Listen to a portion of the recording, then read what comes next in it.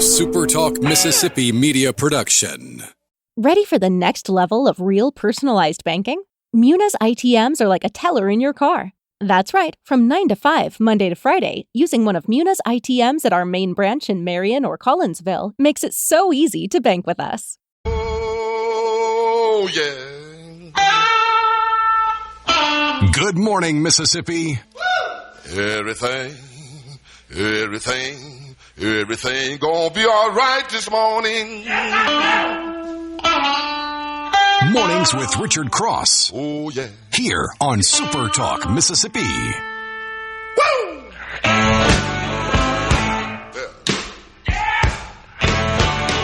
Yeah, baby. When I was a young boy, at the age of 5, my mother said I was gonna be the greatest man alive.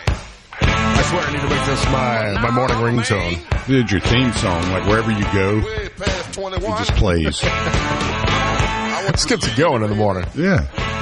Hey, Lance. It's good to be here. Day 4, filling in for Richard Cross, who is on spring break vacation. My name is Scott Sands. Thank you so much for letting me hang out with you today.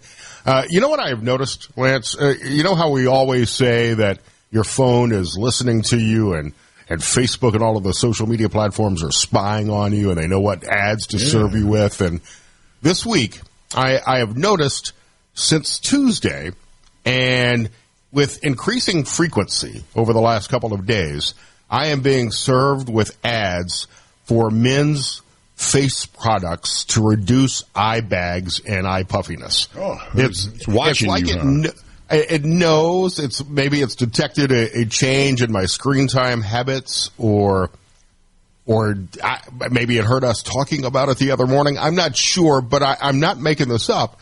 Every ad I see now served on the social media platforms and Google even are about some sort of face product for men, and it's not even just generic eye bags, those eye patches that women sometimes wear, or men. I'm not going to judge. Or the cucumbers, yeah. Right. That's any old school. Any of those things. And I made the bigger mistake of taking advantage of a free offer. Oh, Lord. To buy it. You're done now. Okay. Yeah. Okay. Maybe it's trying to tell me something. Maybe it sees something that I don't want to admit as I've gotten older. Maybe the bags are there under my eyes. Maybe I'm starting to get some wrinkles. So if you want to throw me a $150 kit of face products, sure, why not? I don't know. What harm could it do? I don't understand the algorithm with YouTube. I'm on it all the time. I do a lot of research on it, and you got to do work. I mean, we in the jobs that we have, we research and we Google a lot of weird stuff that you would think would confuse the algorithm at some point. I think mine's broken because it keeps sending the same commercials like every break. It's the same one or two, and they're kind of way off as far as what my consuming would be. If you're doing this for work, but I can see how it was kind of like I guess. It's putting me in a corner there, and it's going, all right, well, this guy fits some kind of profile that if you're watching these videos, I suppose, then he needs this. And it's so far from, I'm like, man, this thing, and it's so funny because it's every time. And even if I try to break the algorithm and watch like cartoons or something for a minute, it still throws me in that corner. So whatever I'm doing, I'm very predictable, I guess, to whatever the AI model is. But yeah, it's not right. I can assure you it's way off. They need to adjust it. I mean, you and I have only known each other for literally a week now, so I'm going to ask personal questions that you don't have to answer, but we're roughly the same age. Do you use any of those skincare products? No judgment here. No, if somebody gives me something, I probably would. Oh yeah, here, try this. My mom or sister every now and again will dish something off on me and say, oh, that stuff is real good for this. Oh, okay, cool. I might give it a try, but I'm not very religious with any of that kind of stuff, No, I'm fairly low maintenance myself, or I would like to think that I am. I mean, I use a little hair product, otherwise it would stand straight up. You have a tighter buzz than I do, although I'm certainly losing hair as I get older. I enjoy beard oil. so my beard doesn't itch. I now enjoy I'll put that. some wax in the beard every now and again, And right. But I don't ever get anything for that. It's like if they were doing facial recognition or something, they could spell like facelift, Right. or get better toothbrush or a better razor. None of that. It's never any of that stuff like that. I would go, oh yeah, maybe that's a good purchase. But yeah, I don't. It's not watching me, but it definitely I can tell. So if I'm asked to sit in for Richard again, and after the way this week has gone, who knows if that's going to happen again? But maybe you'll notice a difference using the skincare products. I mean, to be just glowing, right? The bronze man. I'll see some of my friends from high school probably again this summer, and our next big class reunion is coming up in 2 years. So, maybe I want to be a little more concerned about the wrinkles and skin patches that are popping up at my age. Well, I've done a lot of those. To give it a shot. Yeah, I've done the high school reunions are always fun. I don't like missing them because I'm in the area now where actually a lot of the folks I went to school still live in. I don't ever see them. Everybody has families and is busy and doing their thing, but it is fun to catch up every so often. And we've done one, I think, the last 5 years and 10 years. So we've kind of kept in touch with the core crew, but guys like Josh Harkins, I grew up and graduated with him. He's one of our state senators, and it's always fun. I get to see him all the time, but yeah, you always want to look your best when you go back. I mean, you want people to go, man, he aged well. I should have tied him down when I had the opportunity or something. Sure, yeah. and at my age, some of the women may be going through divorces. Yeah, so you got to keep your options open at that point. I've logged one, so yeah, I've got one under the belt. Yeah. Last summer, when I saw it was a small group of us, and I think I've mentioned this before, I went to a really small high school. We only had 600 people on the coast at St. John in 7th through 12th grade. Was that like an evangelist name at the end? Did it have one of those longer names? It was a nice little Catholic high school. And there were only about 5 of us this past summer that got together in New Orleans, and I had dropped about 50 pounds from January to last summer, and now I'm down 100 pounds, and I'd love to get down another 25 before this summer. So I continue to look more and more svelte. Don't do it like my dad. He got into his 60s, and he started saying, well, I can get down to a 32. I'm like, you don't need to be a 32. I was when I was 15. It's like, no. You're not 15 now. He's 78 now, and he still is like, man, I think I could get into a 32. I'm like, you don't need to be in a 32, man. Come on. There is a too much. Yeah.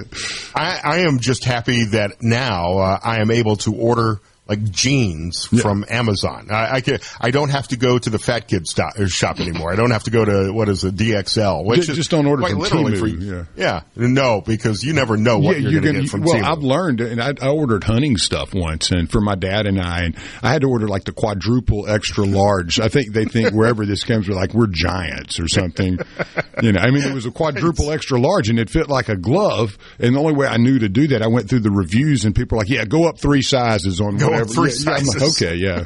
Okay, and I did. It worked, but man, I tell you, it was a leap of faith when you go with a quadruple extra large. And I'm like 6'4", 195. It was like that. That's definitely not my build, but it fit. So yeah, if you're ever going to order from the halfway across the earth, go up a few sizes. I just ordered a St. Patrick's Day hoodie for this weekend for St. Patrick's Day. So y'all have a big celebration there? I happen to live across the street from an Irish bar that does a big block party, big tent party that I'll go to and get some corned beef. Rosie O'Donnell, they'll be having a big celebration for her moving over to the home country. They seemed thrilled to have her. I'm not even sure the Irish Prime Minister yesterday meeting with President Trump at the White House even knew who she was. Who is this again? My favorite moment, did you see this when President Trump was quite distracted by J.D. Vance's Irish socks? No, I didn't see that. Yeah, what you got over there, boy? The socks. J.D. Vance.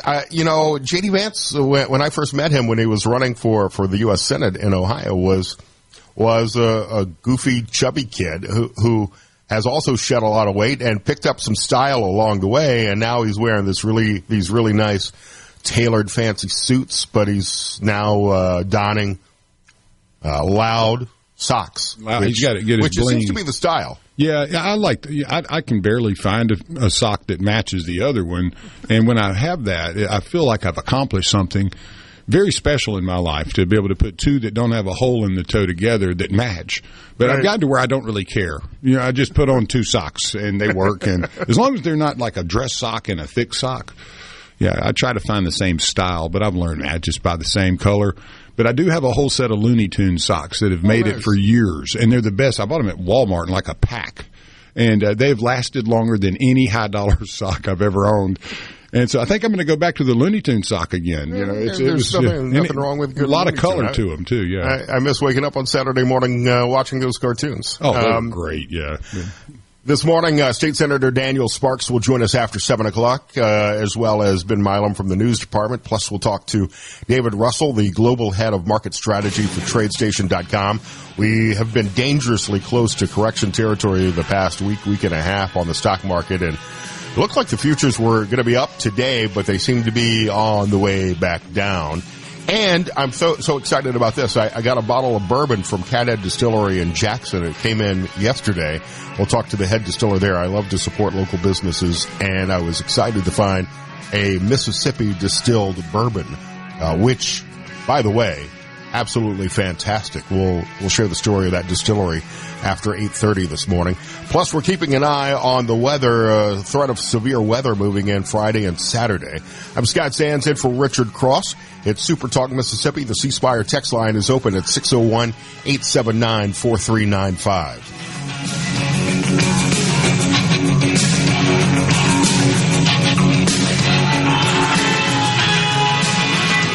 From the Venable Glass. Yourself a cup of coffee and get the Magnolia State's most important news of the day. Mornings with Richard Cross on Super Talk, Mississippi.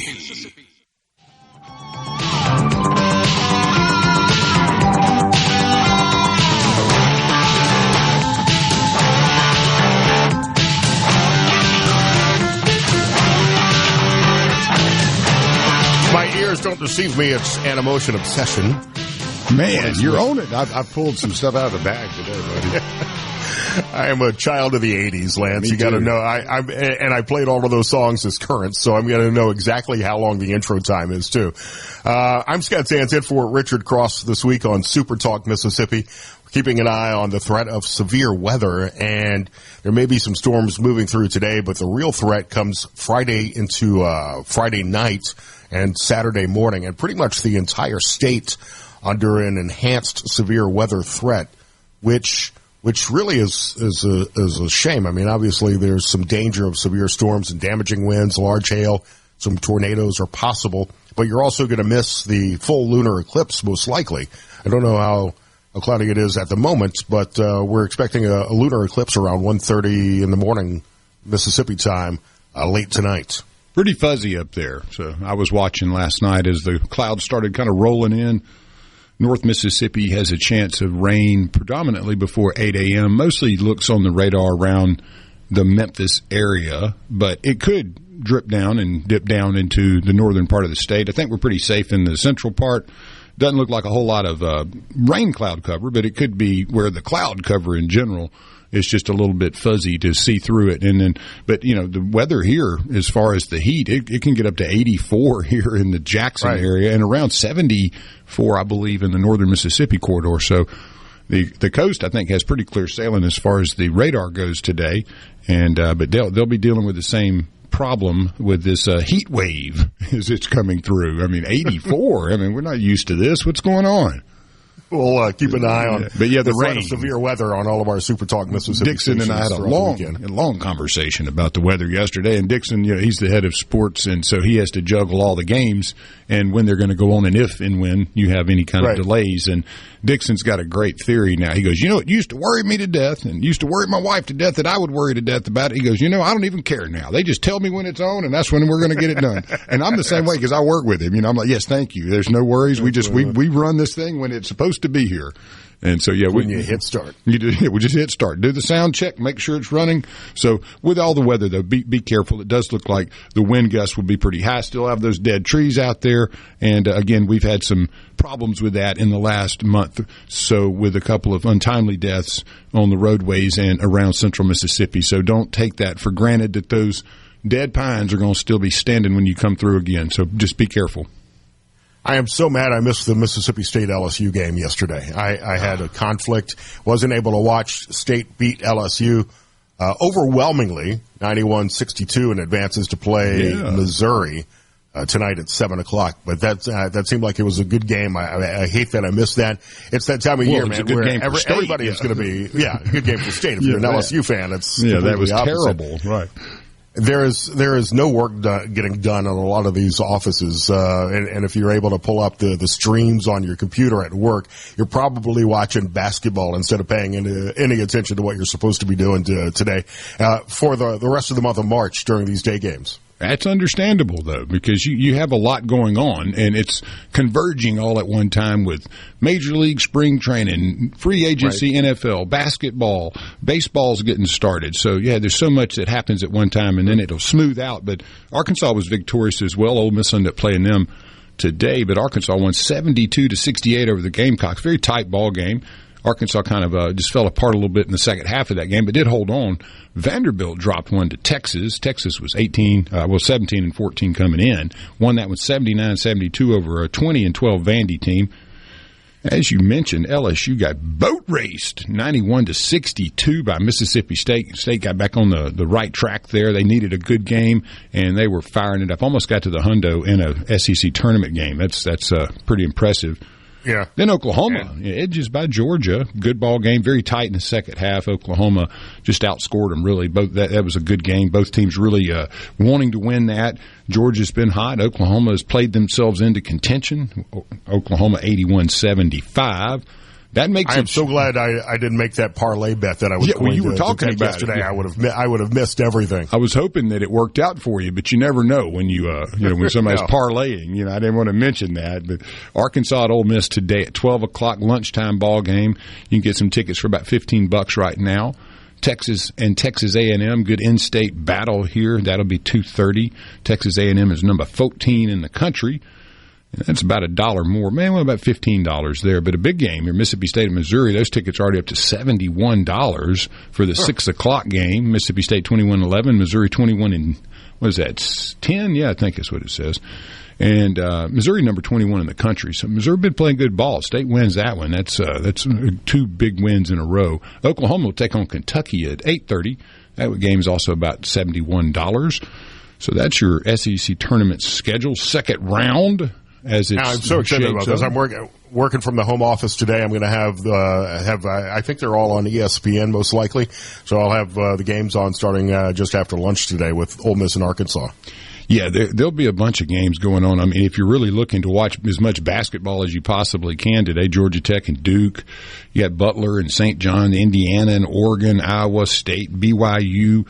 Really, the list just goes on and on. Then Colorado's 14-19, taking on number 2 Houston. Kind of wonder how that one's going to turn out. Houston 27-4. I bet Houston's going to win that one convincingly. But a bunch of games on today. If you're looking for basketball, today is one of those days where you will not be disappointed in the offerings that are out there. So I keep meaning to switch from I've got Hulu Live is what I watch for television.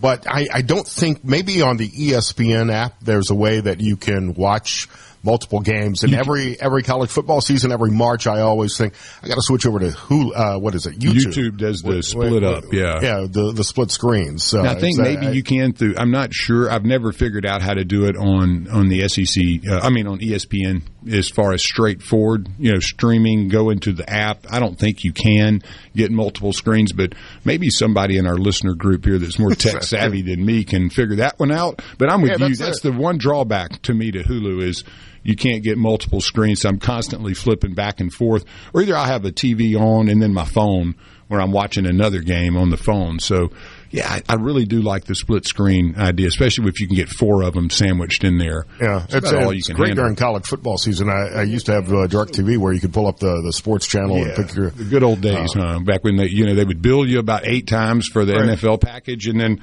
you would get so upset that they would say, yeah, you got 4 years of free service now. Yeah, man, thank you. I appreciate that. I was going to go to DirecTV or Dish. Yeah.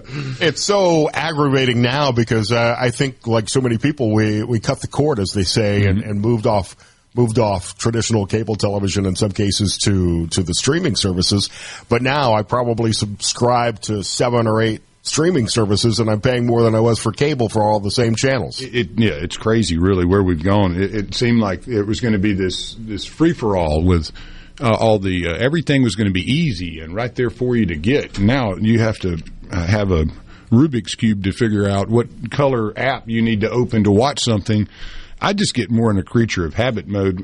It's in stock market work. You kind of get analysis or paralysis by analysis. You're looking at too many things to make a decision, so you got to whittle it down. So, I kind of just, when I get in that mode, I'll just go to, like, YouTube and just hit play and let it tell me what I need to be watching right now. Because the bottom line, an hour looking for something. Is the SEC tournament today kicks off at noon with Arkansas, Ole Miss, Texas A&M after that. State and Missouri, one of the first night games, and then Oklahoma, Kentucky to end the night in SEC action. Quickly, Lance, you got a baseball rundown for us? We do. We have a full weekend that'll be lining up here with Arkansas coming into Oxford, and they're number 3, so that's going to be a big deal. And Mississippi State has their SEC weekend starting as well after having a nice little W last night, a 2-1 easy win, obviously, but Texas comes in, and they will start that series on Friday. Now, you got rain to worry about, so I can't tell you exactly what's going to happen here in that regard, but everybody's going to be dealing with the same thing, potentially, especially in the northern half of the state. Southern Miss will start their conference schedule. Sorry, my thing reset on me here, and they got Old Dominion coming in. Old Dominion just played State a couple of days ago, got beat in a close one. And then Delta State, they're going to also have conference ball games going on with Valdosta State. A doubleheader will take place on Friday. Then they'll get the last one in on Saturday. And then finally, our William Carey Crusaders, who are having a heck of a season to start with, they have Bruton Parker College. And that will be a Friday, Saturday, Sunday, 6, 12, and 3 o'clock setup for them. So that's where we stand on college baseball and the schedule and the SEC and all the good stuff. Sorry, man. Again, we're keeping an eye on severe weather, marginal risk warning for areas roughly north of I-20, almost to the Tennessee state line. West of 55, the threats last until about 4 a.m. Thursday and into tonight. More severe weather possible Friday into Friday night. We'll keep you posted for all the severe weather threats on our SuperTalk Mississippi stations. I'm Scott Sands, in for Richard Cross. C-Spire text line open for you as well, and we're seeing some messages coming in at 601-879-4395.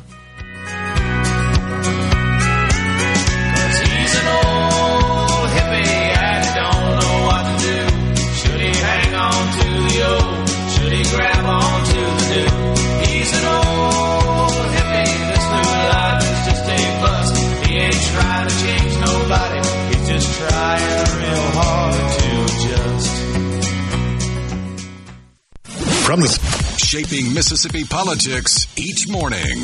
Mornings with Richard Cross. Super Talk Mississippi.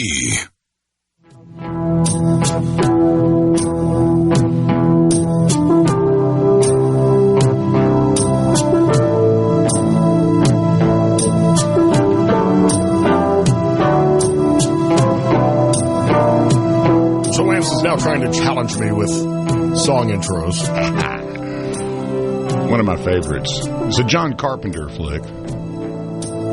Escape from L.A. Escape from New York is that one. So actually composed it himself, Well, a movie theme. I don't think I'm not sure I ever would have gotten that. Oh, man. I can't believe you don't know Escape from New York. It's a classic. It's a goodie. I know I've watched it, but I haven't seen it in so long, and I don't think that I would know movie soundtracks at all.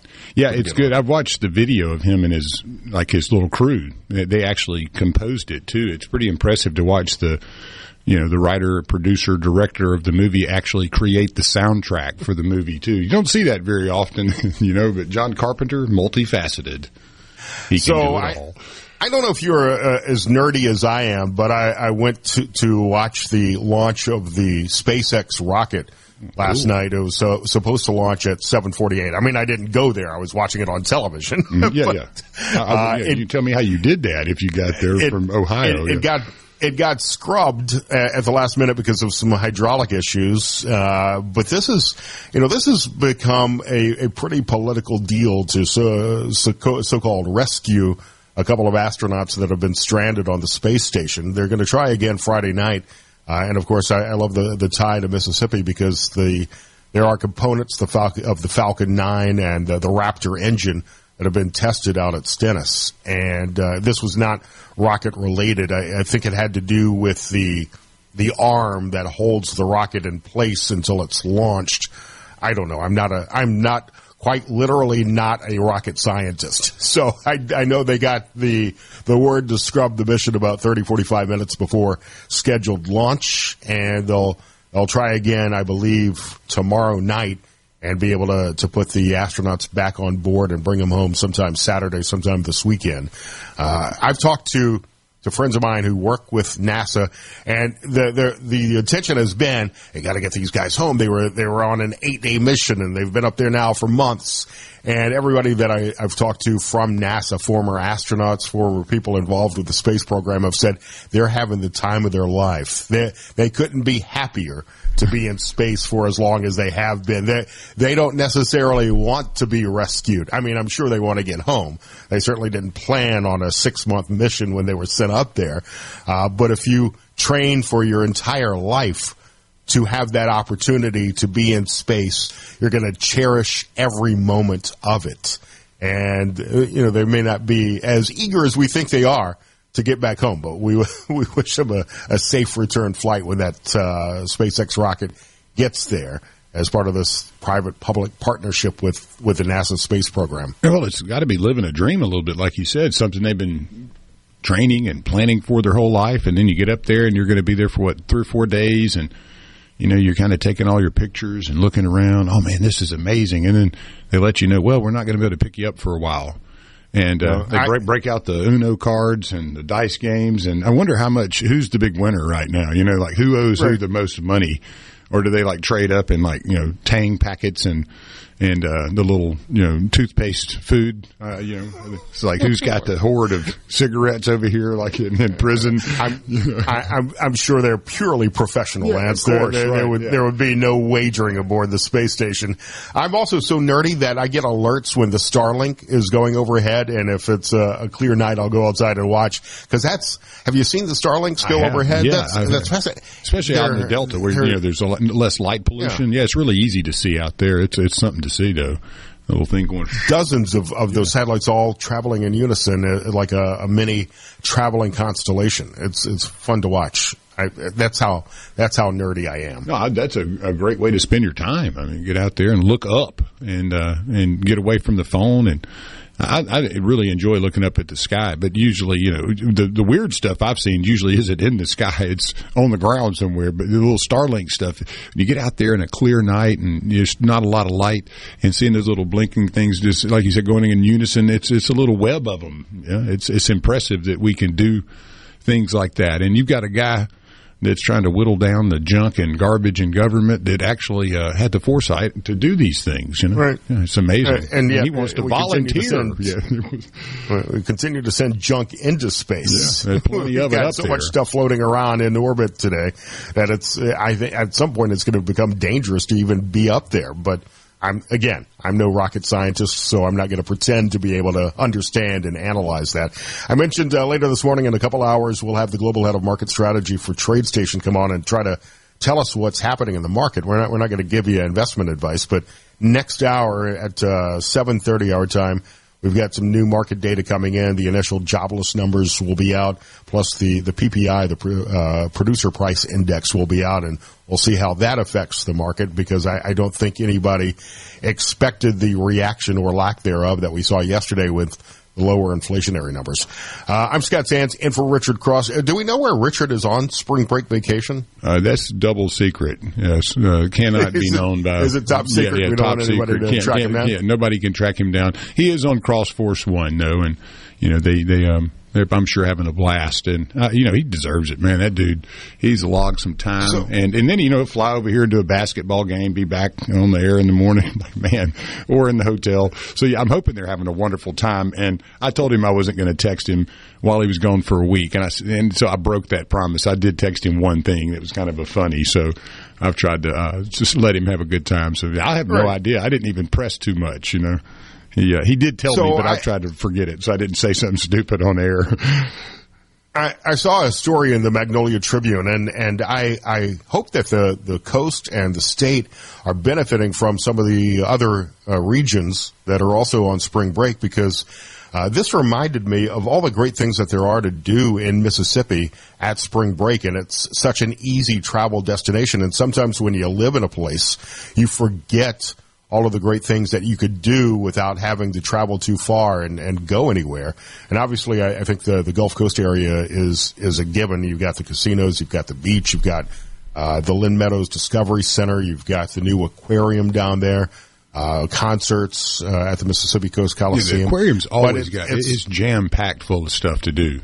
We've had the head guy on a couple of times, and it is phenomenal. I wish I had time to run down there and just check it out. But then, you'd want to stick around for 2 days and do everything else.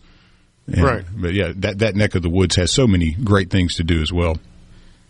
Obviously, I lived in the Hattiesburg-Laurel area for a while and was a frequent visitor to the Hattiesburg Zoo.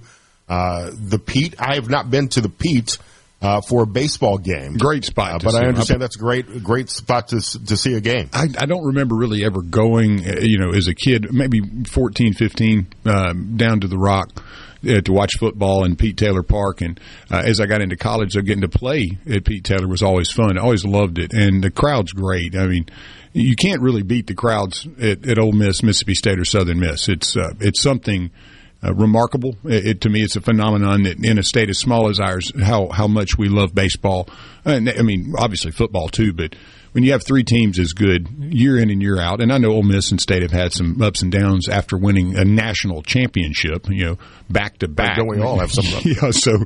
But yeah, it's amazing, and I'm glad you mentioned that, because Pete Taylor is one of the hidden gems and one of the great places to see and witness great baseball being played almost every day. That they're open and the lights are on. It's going to be a good game. Southern Miss just puts an amazing product on the field. That goes back to the time when I played, and that was a long time ago. The consistency that they have brought to that program through multiple coaches is remarkable, and it is a beautiful, beautiful town. And there's been so much renewal and revitalization in Hattiesburg. If you hadn't been in a while, you ought to go check it out. And there's awards. There's awards there too. Yes. This story, Discover Mississippi Spring Break in the SIP. I honestly have not been to Jackson as much as I have other cities in the state, but I'm surprised maybe, and would be excited to visit the number of museums that Jackson has. The Mississippi Children's Museum. It's excellent. The Museum of Natural Science, the Museum of Art, the Civil Rights Museum. I believe I saw another story that there would be a museum, and this would probably wind up depressing me more. I think there's a Katrina Museum that's opening soon, I think in Jackson. So a lot of museums, not just in Jackson, but around the state. Tupelo, I've never actually visited the birthplace of Elvis. I've been through Tupelo quite a few times, but I've never been to his birthplace. It's humbling because, he started very modest, obviously, and what he became, the king. It's that's the starting point.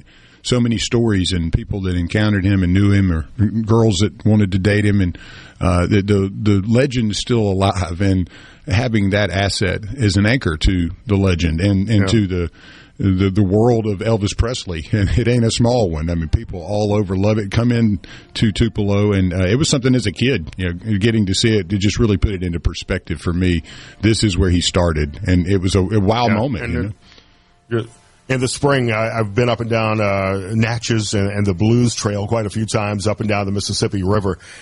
So I think the reminder is that even if you don't want to travel too far, you don't have a lot of time to enjoy a short vacation, we got a lot to do around the state. And from my perspective, a lot of great places to eat all over the place as well. Yeah. Maybe plan a road trip around your favorite restaurants and food spots in Mississippi. That story that I saw was in the Magnolia Tribune, if you want to look at all of the places that you could check out in the state of Mississippi. We got some lottery numbers next. I'm Scott Sands in for Richard Cross on SuperTalk Mississippi.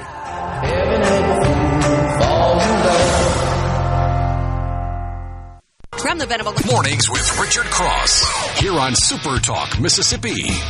What else? And always on the SuperTalk app.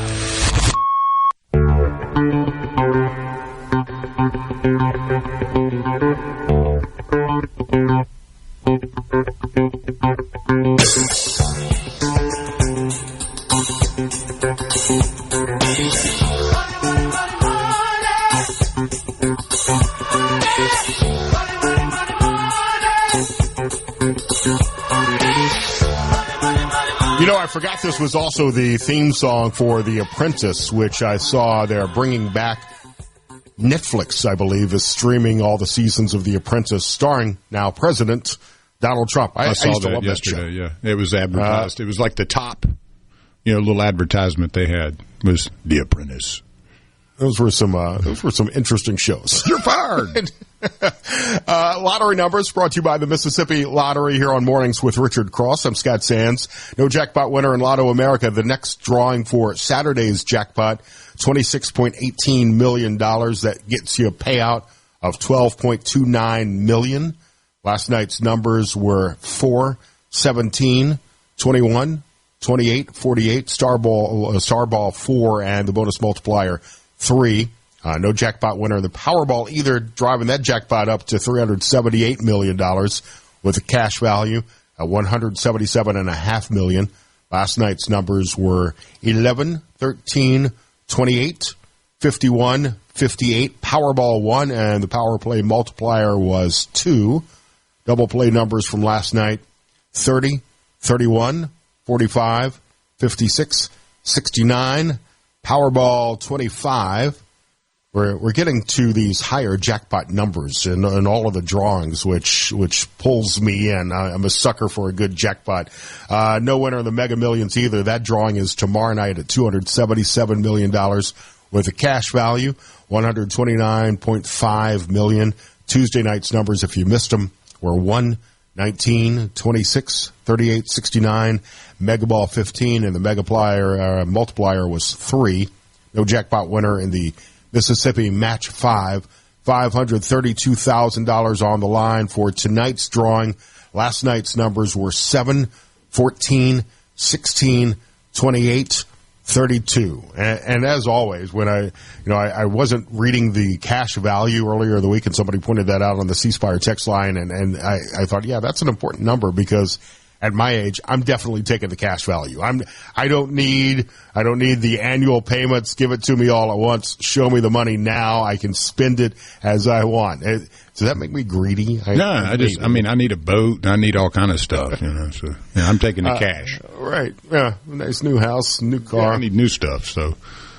Big changes are coming to Mega Millions, and they mean mega excitement for Mississippi Lottery players starting on the 5th of April. Get ready for jackpots starting at $50 million, faster-growing jackpots, built-in multipliers on every play, all boosting non-jackpot prizes up to $10 million. No more break-even prizes. Every win is worth at least twice the cost to play. And when the first enhanced drawing happens on Tuesday the 8th, every play will cost $5. And this is great. Since launching in Mississippi, Mega Millions has created multiple winners and over 1,300 new millionaires across the country since 2017. So now you can get ready to play bigger with the all-new Mega Millions starting on April 5th. All of the information is on the Mississippi Lottery website, social media. You can get all of the information for the all-new Mega Millions, mega changes coming for Mississippi Lottery players. We did have a bunch of winners yesterday. Hazelhurst woman won $1,200 on a ticket from Sweet Peas in Hazelhurst. I love a good Sweet Pea. Yeah, and Hazelhurst sounds like you could buy it at Sweet Peas. Yeah, it's like a nice sandwich. Yeah, put it on a nice toasted bun with some mustard. It would be great. Silver Creek woman won $1,250 on the ticket from Andy's Food in Monticello. Match 5 winners. Clinton man won $800 from Tobacco Store in Pearl. Fulton woman won $800 on a ticket from Sprint Mart in Fulton. An alligator woman. You sure that's not a female alligator? I'm not really sure. A woman alligator. Lance, can you pinpoint on the map where? Yeah, I know exactly where alligator is. A buddy of mine in college is from there. Matthew Duff was a great pitcher. So I know exactly where. And Tony Bennett, great football player from the Ole Miss era and pro. Alligator over on the Delta up in the in the northern Delta area. Yeah, good hunting area over there. And farming, too. Yeah, that's what they did. That was from a store in Batesville. And a Mobile man won just over $1,000 on a ticket from Hurley Quick Mart in Moss Point. Some other winners yesterday in the 200X Cash Blitz winner. Citrus Springs, Florida man won $2,000 from a Circle K store in New Albany. A Vestavia Hills, Alabama man won $2,000 on a ticket from Coldwater Travel Center in Coldwater. And an Olive Branch woman won $5,000 colossal cash from a Murphy Oil in Olive Branch. So a bunch of winners yesterday, and more drawings. All of the big jackpots are growing as well. Real quick, Lance, I saw a story about alligator yesterday. I'm a lapsed Catholic, but I still avoid meat on Friday. Yeah, it's actually you had an update on that, right? I saw a story from some bishop that said you can't eat alligator. Yeah. On Friday because it's part of the fish family. Right. And I thought, that bishop has failed all sorts of biology. Yeah, it's not a fish, buddy, but it is amphibian. It's not really part of the fish family, although, I've seen bishops who have excused Fridays to allow you to eat corned beef and cabbage when St. Patrick's Day falls on a Friday. So I guess it's at the bishop's discretion. I don't know what the official ruling is, but I'm pretty sure I remember from Mr. Herbert's biology class at St. John that an alligator is not part of the fish family. Scott Sands, SuperTalk News and Fox News coming up next. The views and opinions expressed by the hosts, guests, and callers on this show are not the opinions of TeleSouth Communications, its management, or advertisers. Reaching across the state and across the aisle.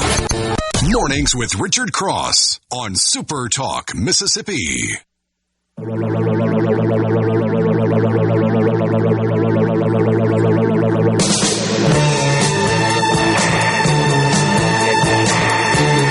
now, Lance, this is an easy one.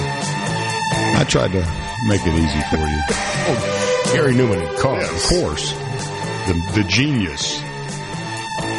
Richard Cross on spring break vacation this week. My name is Scott Sands. You can find me on X at Scott Sands Media or the Scott Sands Show on Facebook. Our C-Spire text line is also, of course, open at 601-879-4395. This hour of Mornings with Richard Cross brought to you by MWG Employer Services. Running a business, tough, man. Right now, if you're struggling with HR, benefits, and payroll, you're not alone. And that's where MWG Employer Services comes in.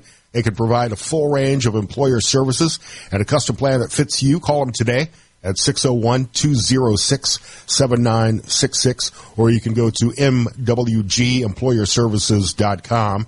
It's great to be joined this morning on SuperTalk Mississippi by State Senator Daniel Sparks from District 5. It's nice to meet you, sir. Thanks for coming on. Good morning, Scott. It's good to be with you this morning.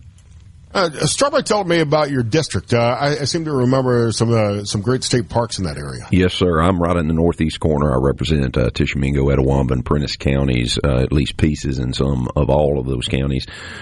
We have Tishomingo State Park, J.P. Coleman State Park. We have the 10-time waterway that flows through with the Bay Springs Lake right there at the Tish-Prentiss line. I mean, we really have a lot of opportunity, and just as Gerard Gibbert calls it, the foothills of Appalachia. We have a few hills. Mississippi mountains. That's right.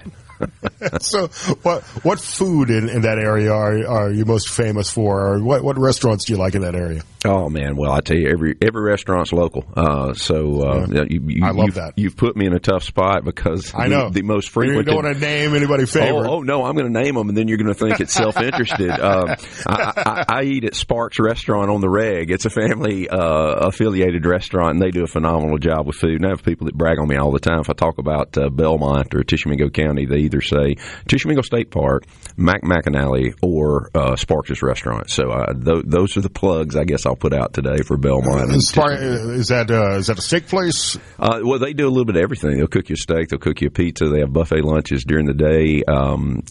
Great breakfast. It's good people and family and friends. So they had to be my family, but they're my friends by choice. So good people. Most of those family-owned restaurants have been around for a long time, and I know so many restaurant owners who struggled during the pandemic and are finally getting back to a little bit of normalcy 5 years later. That's exactly right. Yeah, they've been there. I think it's 46 years. It's just right at it. But they've eclipsed the 40-year mark a few years back. But they work really hard. And I'll tell you something else that they've done over the years. And Karen particularly has hired no telling how many junior high and high school people for their first job, and taught them work ethic. And restaurant business is tough. So it's a good first starting job for a lot of people.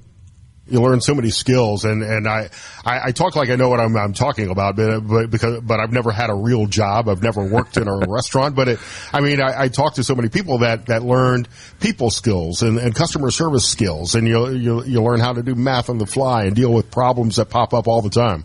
That's right, and you do the very best you can, and some folks do not aim to be pleased, and that may be a good precursor to running for elected office. That could be.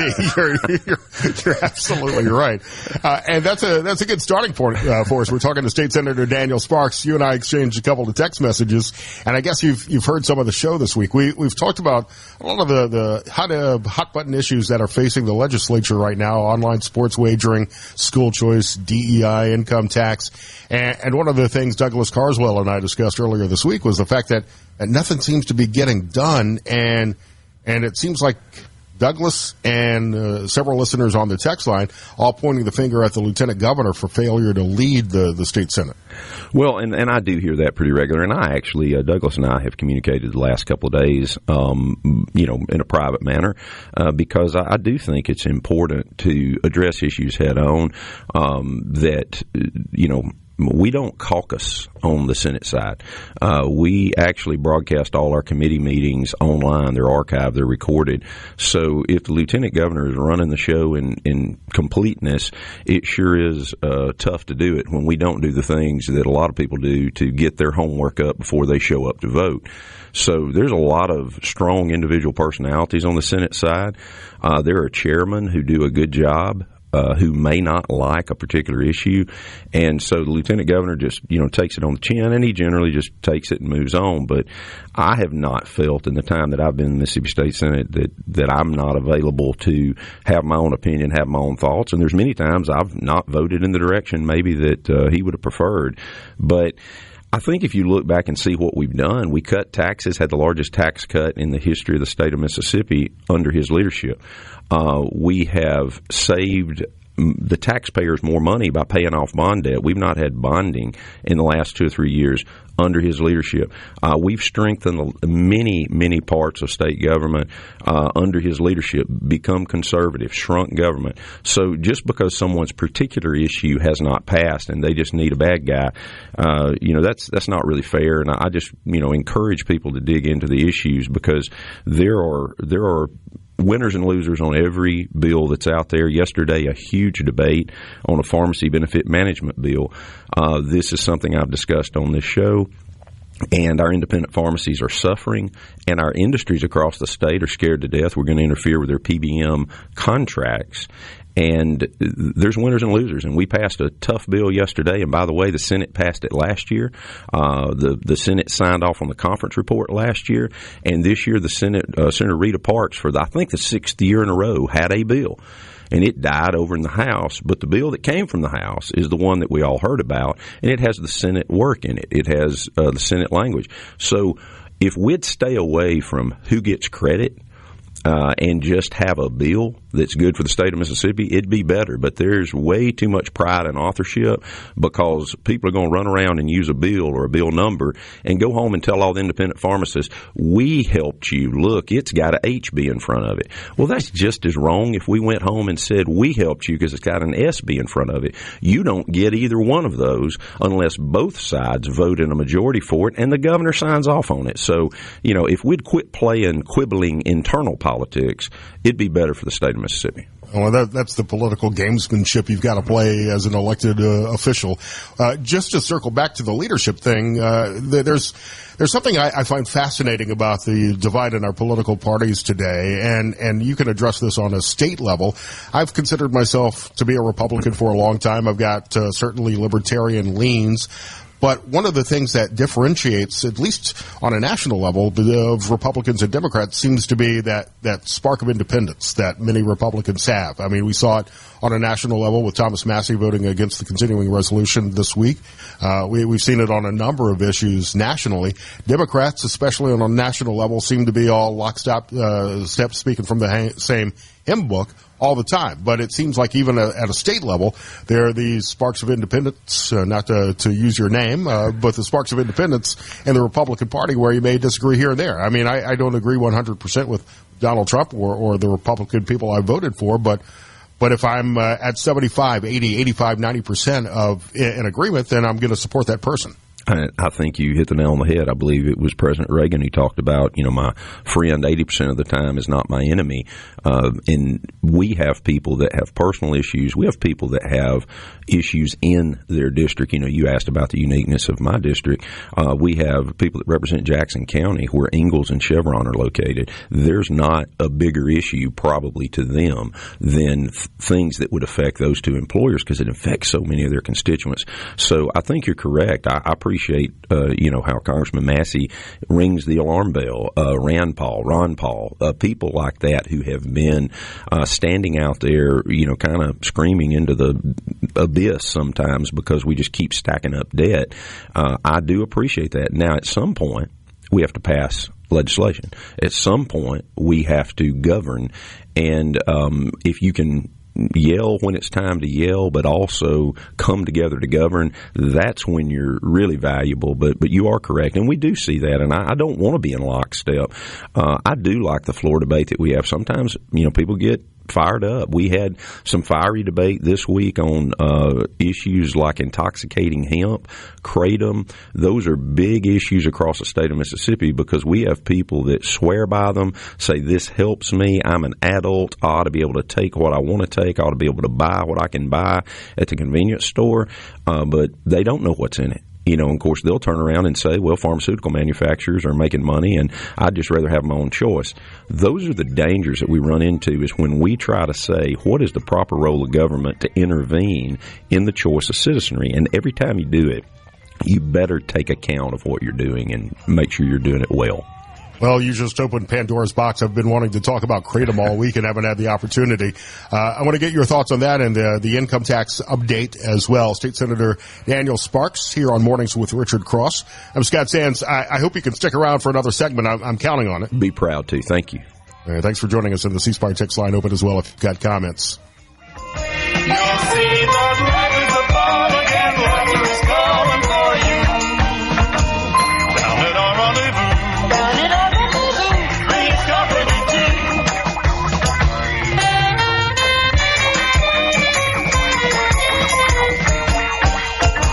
Down at our rendezvous. Down at our rendezvous. Three's company too. From the Venable Glass Traffic Center, I'm Patty Steele. Venable Glass in Richland and Brandon, locally owned and operated with free mobile service for you in the Tri-County area. Traffic is moving along smoothly right now. No accidents, no major congestion to report at this time. Trust your heavy haul transportation needs to Southeastern Services. Years of experience hauling and operating heavy equipment. You can trust their team to handle your jobs with confidence. Call Southeastern Services today, 601-292-9932.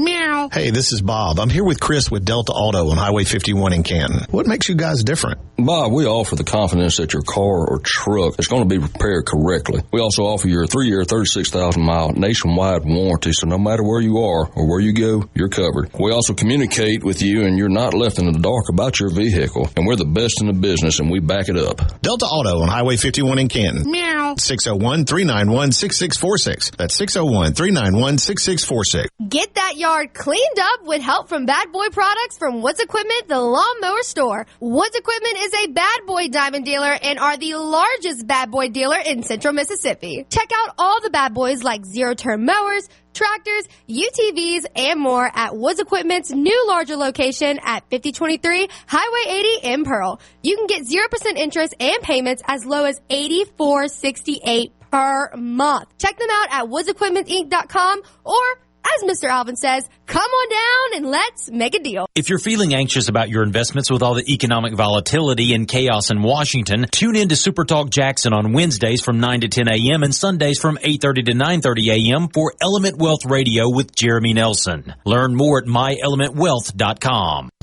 The turkeys are gobbling and the fish are biting, and that means spring is here. And Van's Outdoors in Brandon is your go-to spot for all things hunting and fishing. We have a large selection of tungsten turkey shells and calls by Woodhaven, Primos, and Houndstooth for the ultimate turkey season, along with the Rete Masamara in stock for $8.50. You can also reel in that next big catch with fishing rods discounted up to 50%. A limited supply of camouflage turtle box speakers, along with select Tikka rifles up to $100 off. Level up your outdoors adventure this spring at Van's Outdoors in Brandon. We'll see you soon. Hi, I'm Josh Quick, the owner of Mid-South Crawl Space Solutions, formerly known as Clean Space of Central Mississippi. Our name may have changed, but our expertise remains. An unhealthy crawl space can invite mold, bugs, and buckling floors. This affects not only your crawl space, but compromises the health of your entire home. Our Clean Space system will transform your crawl space into a dry, healthy, clean environment that will save you energy and money. No more moisture, no more mold, no more smells. Still doing free estimates at mscrawlspace.com. Hey, this is Bob, and if you're like me, you like dealing with local people. Majestic Metals was founded in Mississippi in 1954 and are headquartered right in Gluckstadt. For complete metal building systems and steel roofing and siding, call the hometown folks. Majestic Metals, 800-647-8540 or online at majesticmetalsinc.com.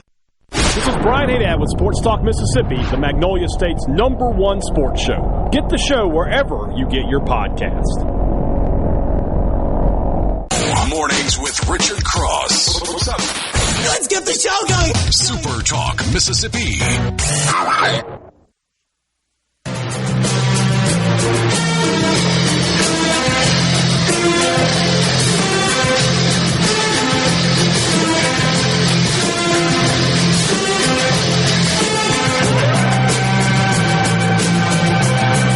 Lance is trying to challenge me with obscure music today. Tubeway Army, that is Gary Newman before you knew him as Gary Newman. Yeah, there's no way I would have gotten that, I don't believe.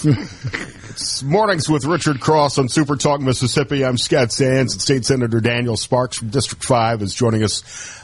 Senator, I had a couple of things I wanted to bring up. Obviously, we can get into the kratom conversation, but I've had several messages on the C-Spire text line wanting to know if there's a plan in place to reinstate the voter initiative process. I'm sure you've got the same ballot initiatives before you, and how to amend the state constitution.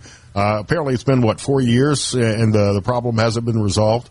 I believe that's correct. The last initiative that came through was Initiative 65 that created a medical cannabis program, and the court struck that down based on old congressional districts, I believe was the logic that was used. There are no bills, to my understanding, that are alive at this time.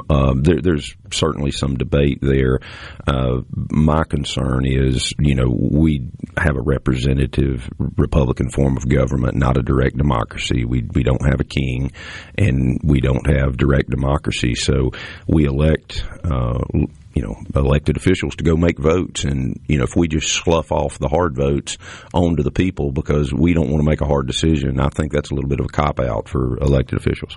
And we went through the same thing recently in Ohio, and millions of dollars in out-of-state money came in to try to avoid the ballot initiative issue, where before the only way that voters could put an issue before the people was to amend the state constitution, which then becomes impossible to change and for the legislature to alter down the road. That's correct. And the biggest issue for me is if we pass a bill that deals with money, and I know you want to talk about income tax, we have a different threshold of passage rate, that it has to be a higher majority vote. And we have to go through two committees. We have to go through a subject matter committee and a money committee. And most everything that goes on the ballot affects money, and that's not factored in. So I think it's got its own inherent problems. I understand people get upset with their government. Shoot, I'm in it, and I get upset with our government. But it's not a direct democracy, which is basically what California has attempted to institute out there. You mentioned weed and the hemp legislation and the voter measures that were involved with that. Kind of ties into something that's been on my radar all week, and that's HB 1077 on kratom sales in the state. And kratom is something I wasn't completely familiar with, but I am on the Sheriff's Office drug abuse response team here, and I've dealt with the opioid epidemic, the fentanyl problem firsthand, and have seen how devastating that can be and how many people die from these kind of drugs. Many people have said that kratom has been something that's helped them get off some of those illegal narcotics like fentanyl and opioids, but it's, in my opinion, just as dangerous. It's supposed to be natural, and this bill would prevent sales to people under 21 and make sure that they're clean kratom and the labeling. But this is still a pretty dangerous drug, and that's why we've seen some cities, some counties crack down on sales in otherwise legal places. And that's the biggest problem we have, is most of this product is being sold in convenience stores that is available to anyone of any age, whether it's kratom or whether it's hemp. And I realize, people, if you feel good after you take something, then you want to take more of it. I feel pretty good after I eat a steak, and I'd like to eat another one. But if I eat too many of them, it's not good for my health. But in all seriousness, people who are in pain, people who are depressed, people who have some condition that they're seeking relief, they've gone through the pharmaceutical world, and sometimes the pharmaceutical world hadn't done a great job with what they've presented or talked about. But I can't see how buying this at the convenience stores, when we don't know what synthetics in it, we don't know what percentage of anything's in it because nobody's checking it, no one's testing it. Even if it makes you feel good, it may be hurting you, and particularly when it can be bought by teenagers walking in who very well may be in an experimental stage of their life. And that's why I have a bill, and it's 2314, which takes the hemp products out in totality that are for human ingestion. The hemp program was never meant for human ingestion and human consumption. It was meant to be farming and making rope and soap, and now it's just making dope. So that's the reality, is people are backdoor for recreational THC. They're backdooring for recreational drugs, which, if that's what they want to do, just put it in your bill and I can vote up or down on it. By the way, I believe the people in District 5 want me to vote, but it's very concerning, and I understand that people who are getting relief want the ability to go to it. And I've had people yell at me and curse at me this week about, usually in emails, about the fact they ought to be able to take whatever they want to take. And to a great degree, I've got just a libertarian streak in me that wants to say, good luck, go get it. But when you ravage your brain or your body, then you want the state to take care of you. So they're not real libertarian when it comes to benefits. Well, the truth is that kratom has actually killed people, and I don't think we know enough about the dangers or the ingredients that are going into producing the kratom products. And certainly it shouldn't be sold to minors. And you and I, Senator, may disagree on this, and many conservatives, Republicans disagree with my point of view on marijuana. I think that the best alternative is to legalize recreational weed. And from the state standpoint, you're missing out on a ton of tax revenue by legalizing marijuana, which, and this is something you and I could probably talk about for hours. I consider to be very similar to alcohol. Alcohol sales are legal, and it's got much of the same effects. And by legalizing this, which is a less harmful drug, sure, it's still a drug. It can be addictive, and I understand that, just in the same way that alcohol is. I think you're also taking a big bite out of the criminal activity in the state. And I think you presented a reasonable argument that a person could vote up or down on, and I respect the way you presented that. What I don't like is when someone hides it, protecting the children, in some other bill, but it's really a backdoor way for recreational THC. So just, you're very clear-cut. We may not agree on that particular issue, but my goodness, we can at least be honest about what our positions are. Yeah, and I think long-term we don't know what the effects of legalized recreational marijuana will be. There are many states. I think the number is up to 26, 30 states that have legalized recreational marijuana now, and many of these states are making a boatload of money from the taxes on this. I look at what's happening in Michigan, and they're pulling in hundreds of millions of dollars in tax revenue. Will this cause long-term problems? Potentially, but there were those concerns after Prohibition when we re-legalized alcohol sales. Yeah, I think some of those areas that have gone full-blown recreational spend a few more dollars on mental health and homelessness in their communities as well. Yeah, you're absolutely right about that. State Senator Daniel Sparks here, Mornings with Richard Cross. I'm Scott Sands. We've got limited time left, so I'm going to kind of play a lightning round here. What's happening with the income tax? The income tax, we are still working hard. Chairman Josh Harkins, he's a consensus builder. He's a big picture thinker, hard worker. The big thing about taxes that I think people need to understand, we had a $101 million bill from the federal government yesterday because of the DHS actions. When I came into this legislature 6 years ago, we had CPS under legal problems, MDOC headed toward legal problems, DHS. We have to fund the core functions of government. Nobody wants to talk about cutting spending. No one wants to talk about the expense side, only the revenue side. By the way, we had $700 million in increase from executive agencies. If the governor has a plan for the income tax elimination, which he strongly supports, maybe he should send an executive order to all his executive agencies to say, how about y'all cut 2% in every budget so y'all can help the legislature figure out where they're going to cut. So nobody wants to address that. Find that waste. I know you've got the state auditor, Shad White, is finding some waste, fraud, and abuse in the same way that DOJ has. That certainly helps. And if you abolish the income tax, you're going to attract more businesses, more people into the state, which you can find more revenue from property taxes, sales taxes, other revenues. And, of course, you got revenue opportunities by legalizing marijuana and sports wagering, just to tie everything all together there. Well, that's fair enough. Property taxes, though, are a local taxing issue, so I don't want to scare the listeners to think anything we're doing at the state level is going to drive that up. But the one thing that we've not done is address the liability side. If they want to pass income tax elimination, they need to also commit to no bonding for projects. We cannot pay for an income tax cut. And by the way, I support eliminating the income tax. I don't have a problem with that. I just think we have to do it in a measured manner that we don't turn the state upside down and not be able to meet our obligations. But you also have to talk about the liability side. We are not going to pay for an income tax elimination by going and bonding using the state's credit card. The other thing is $26.5 billion liability is our state retirement system. We had a 4-bill package that reformed PERS that we sent down to the House this year that died in committee. If they're not going to take care of the liability, then you cannot talk about revenue. So until they're ready to talk about liabilities, it's hard to have a good conversation about revenues.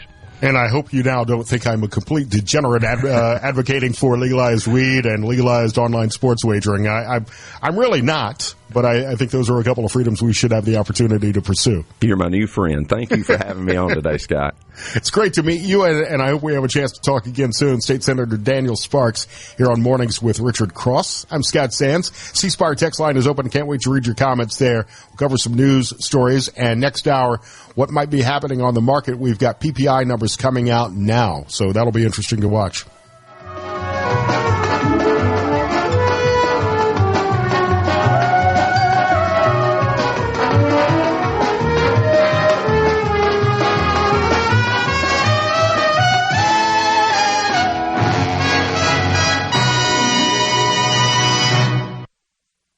From the Richard Cross is brought to you by Covington County Hospital in Collins, where your health matters.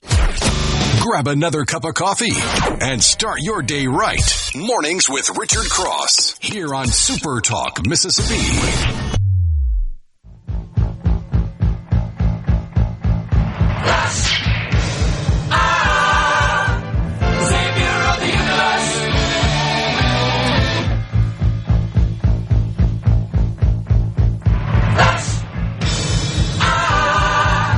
Freddie Mercury, right? That's the Flash Gordon theme song. Yeah. Thank you for not turning my camera on SuperTalk.fm. I was trying to get the cat. He looks just like butterscotch, man. He's a load. I'm in my home studio, and Tiger, my in-studio cat producer, has been fairly well behaved all week and just decided to get down right at the beginning of the segment. So I'm sure that was almost really weird. I'm Scott Sands. I'm in for Richard Cross this week, Mornings with Richard Cross on Super Talk Mississippi. A couple of minutes ago, we got some PPI numbers in, and they are lower than expected. Core PPI month over month about 0.2% less than expected. Year over year, 0.1% less than expected. So very similar to the consumer inflationary numbers that we had yesterday. Initial jobless claims, 220,000 versus 226,000 that was expected. We'll tell you what this might mean for the market, but these days, man, who knows? The Global Head of Market Strategy for TradeStation joins us next hour here on Super Talk Mississippi. Ben Milam in studio now as we cover some headlines. Ben, it's great to see you. I think the big story that we need to be aware of over the next couple of days is this threat of severe weather that could affect most of the state. Yeah, that's exactly right. And we're hardly a week removed from a line of pretty severe weather. Last week, of course, last Tuesday, had 2 tornadoes touch down, and 3 people lost their lives in central and northeast Mississippi, and then 6 others were injured. Actually, 7 others were injured. And this week is, the National Weather Service yesterday told us, and based on some of their models, we were expecting severe weather as soon as yesterday, beginning at 5 o'clock. It was the 5 o'clock yesterday to midnight window last night. And thankfully, at least from the reports that we've gotten, I think we avoided most of what was supposed to be potential severe weather. But we're in another window. We're approaching another window today. We'll get into another one tomorrow. We'll get into another one Saturday, and that Saturday one is really the one that we are looking at as potentially the most severe. But, of course, this time of the year when the weather is changing to warmer weather and then going back to colder weather and back and forth, you never really know. And so we know really, and I would point people to supertalk.fm. You can go to the weather tab, and we've got all that covered. But this window that we are in right now, the most, they call it the enhanced risk, the National Weather Service, that mostly covers North Mississippi. It's kind of partially central to North Mississippi, but chance for severe storms, damaging winds, large hail, tornadoes possible. And so that's kind of the lower end of the tornado realm. And that is from 5 o'clock to beginning 5 o'clock on I'm looking at the wrong one. Yeah, there are these are coming in like 3 phases. Yeah, exactly. Yeah, and so we're in between a little bit. Pardon me, but we're headed towards that second phase, and that'll really start to intensify. It forecasted to 5 p.m. tomorrow through 6 a.m. on Saturday, and then the rest of central Mississippi, parts of South Mississippi, will also be under a slight risk for that severe weather. And then again, Saturday, as mentioned, that's the one that we're really looking at. 8 a.m. to 8 p.m. Saturday is when there's a really strong risk in probably 85% of the state for severe storms. They have the greatest confidence that there is going to be some level of severe storms, damaging winds, large hail, and tornadoes, possibly strong tornadoes, are likely in that enhanced category. Again, that's most of Mississippi. We've got those graphics up where you can go look and see if where you live is covered by that enhanced risk threat area, and then the rest of the state that's not covered by that, the 15%, they're also in a slight risk area. And so we would encourage you to prepare. Mississippi Emergency Management Agency, MEMA, has some great resources on how you can prepare for severe weather, particularly in spring weather where tornadoes can kind of pop up at a moment's notice, along with severe thunderstorms and all kinds of stuff like large hail, how to protect your vehicles and your home, how to make sure you have the right resources inside your home if you lose power, and the list goes on. But we would encourage people to certainly be aware of what is possibly coming and prepare to weather the storm, so to speak. Basically, it's 3 days of early spring in Mississippi. That's is it. What we've got. So but no real it looks change.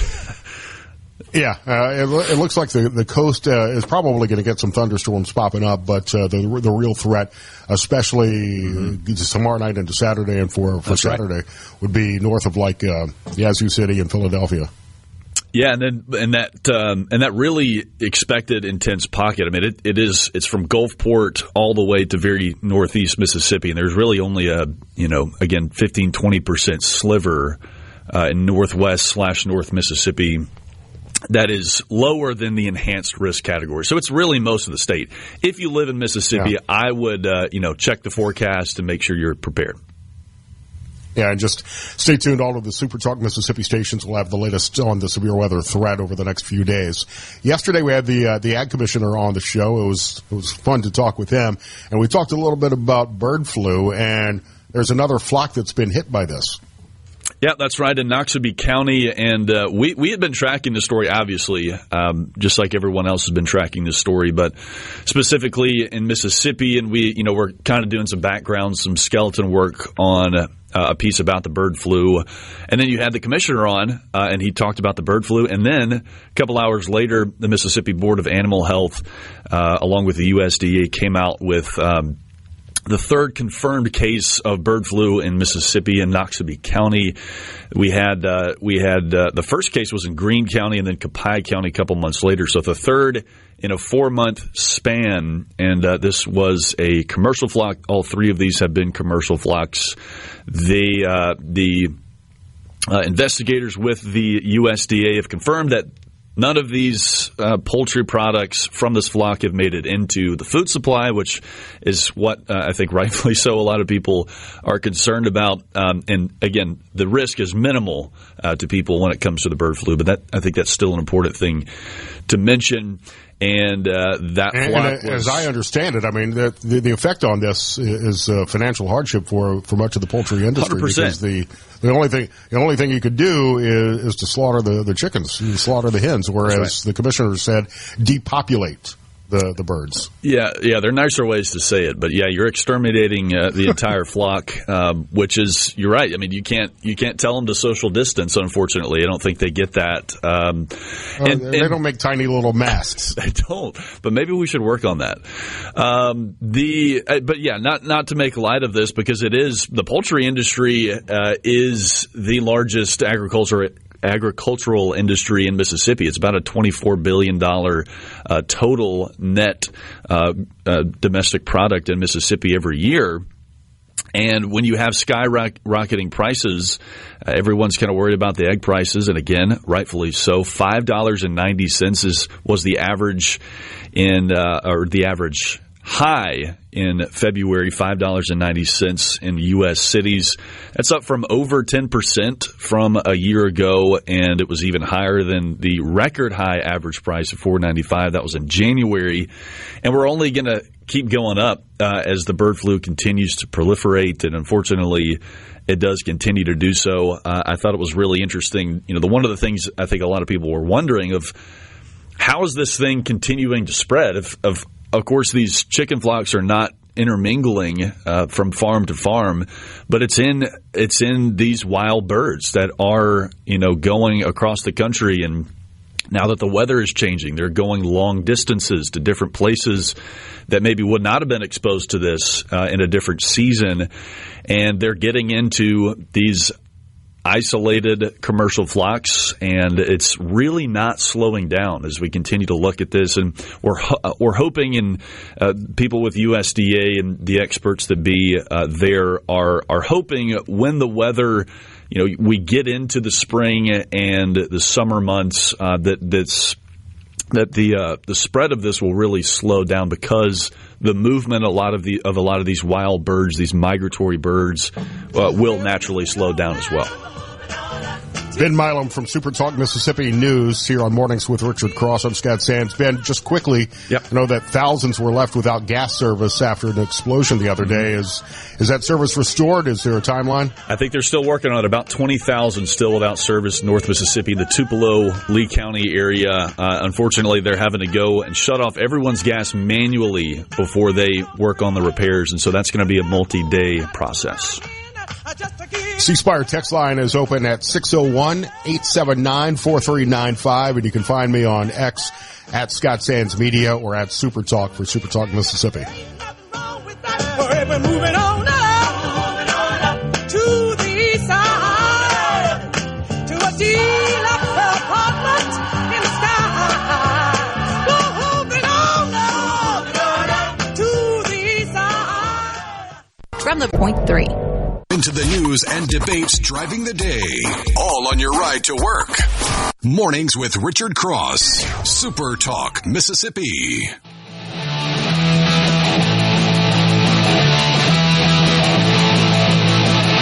Thank you so much for letting me hang out with you this week. Been for Richard Cross on spring break vacation. My name is Scott Sands.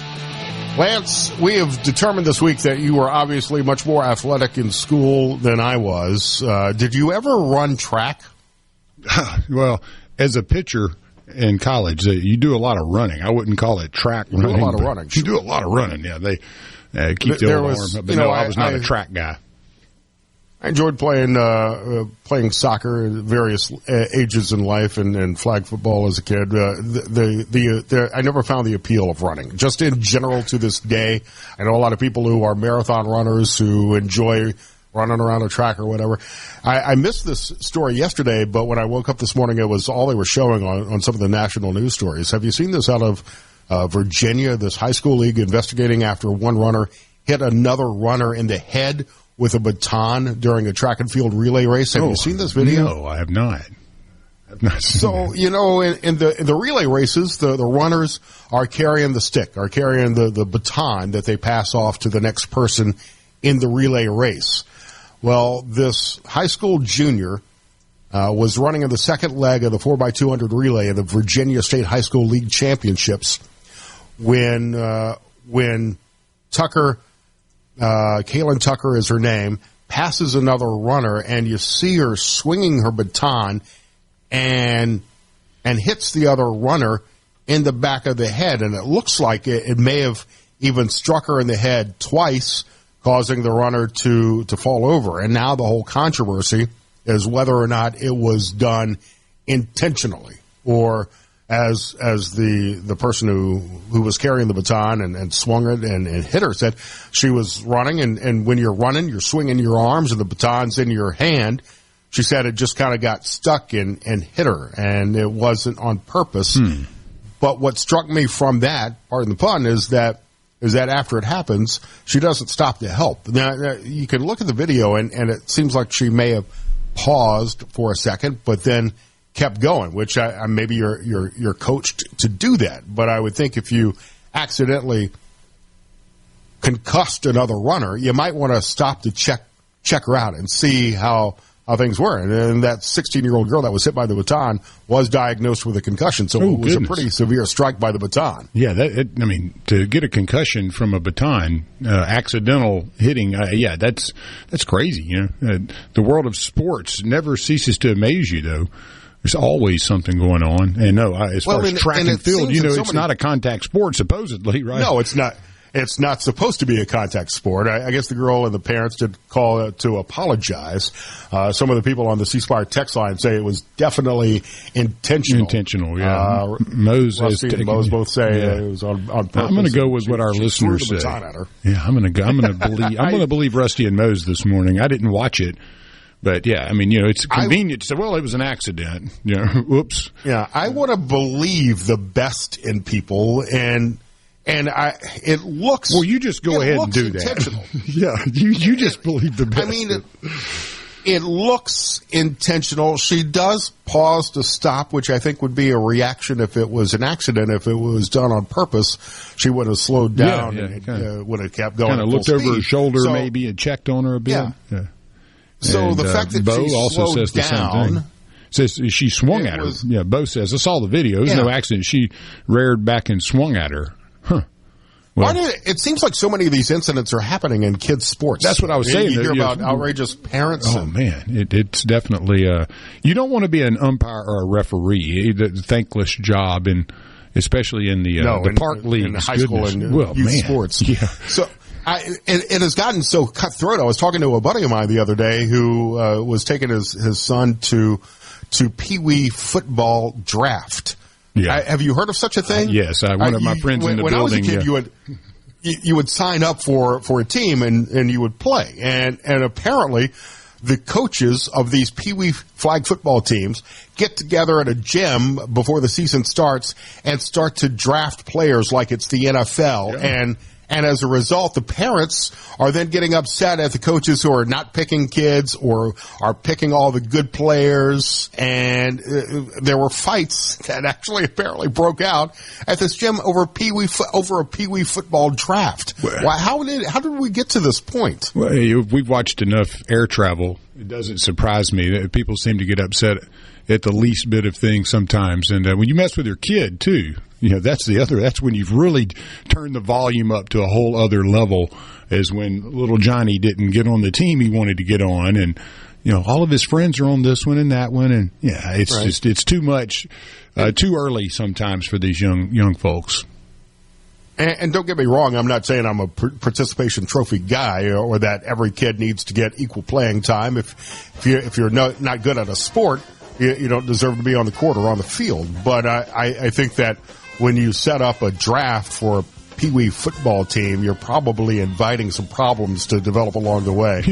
Got to be a better way of doing that. I don't know what it is. Pee Wee football draft, yeah. NIL money will be there before you know it. My buddy said, is one of the coaches, and said, you know what? I'm just going to take all the kids that none of the other teams won, and we're going to win with this team. And I love that kind of attitude. That's the way I'd do it. Just take what you got and roll. Markets are reacting to the PPI numbers that came out earlier this hour. We'll talk to the global head of market strategy for TradeStation next and try to make some sense out of what's been happening in the stock market the last 2 weeks. I would not check your 401k for a few weeks, though. That's my advice. I'm Scott Sands. Mornings with Richard Cross continues on SuperTalk Mississippi. Got news and Fox News next. From Duck Hill to Alligator, Mississippians start their day the right way. Mornings with Richard Cross on Super Talk, Mississippi.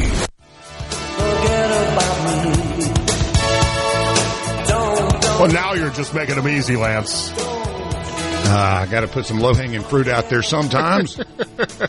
Simple Minds from the Breakfast Club soundtrack. This is super easy for me. This was kind of our unofficial class song for my high school class at St. John in Gulfport. So it makes it super easy. My name is Scott Sands. I'm sitting in for Richard this week, Mornings with Richard Cross on Super Talk Mississippi. As you heard us talk about with Ben last hour, we're tracking severe weather, which looks like it could become potentially extreme. Again, starting around 5 o'clock tomorrow afternoon through Saturday morning, in a third phase likely coming through for most of the state on Saturday. All of the weather information on the weather tab at supertalk.fm. We'll keep you covered there and on all of our SuperTalk Mississippi stations throughout the weekend. David Russell is joining me now. He's the global head of market strategy for TradeStation.com. Full disclosure, I use TradeStation daily myself. David, it's nice to see you again. Thanks for your time. Hey, Scott, good to talk to you. So, the last time you and I talked, which was a few months ago, it seemed like for a while there it was go long and leave it on autopilot. The market didn't seem to believe in dips at all, but the last couple of weeks we've seen a lot of red, and I think we're dangerously close to some sort of correction territory. I'm looking at the futures markets again now, and they're not as dramatically red as they've been at times this week, but they are down again. Well, that's right. We did just barely hit a correction on the S&P 500. The NASDAQ went into correction territory slightly. So we've definitely had a healthy pullback. We came to the year pricing in a lot of positive news. We were looking for inflation to slow. We were looking for double-digit earnings growth. And then suddenly we got basically a tsunami of uncertainty that we didn't really think was going to manifest this quickly, as much as it has. But now I think we've had a serious pullback, and we take a step back. We also have to realize that, look at the inflation data this week, not that bad. Jobless claims are not showing a major crisis so far in the economy. And what do we have next week? We have a Fed meeting that could be potentially, benign. And we also have a major AI event with NVIDIA. So we could be in a spot here where sentiment takes a little bit of a turn away from this incredible tsunami of fear and uncertainty we've been seeing the last few weeks. So markets are always cyclical, and you would expect with the highs that we had for a long time that there would be a little bit of a sell-off and correction and profit-taking. But more than that, the market hates uncertainty, as you and I have talked about quite a few times, David. And with the daily changes in tariff threats, that seems to be one of the major concerns. And certainly we had some positive inflation numbers yesterday in Trump's first month in office. The PPI numbers this morning were out, and there were also perhaps even a little bit more positive than the CPI numbers yesterday. Could that change some of the attitudes and some of the sell-off? I think for now it does.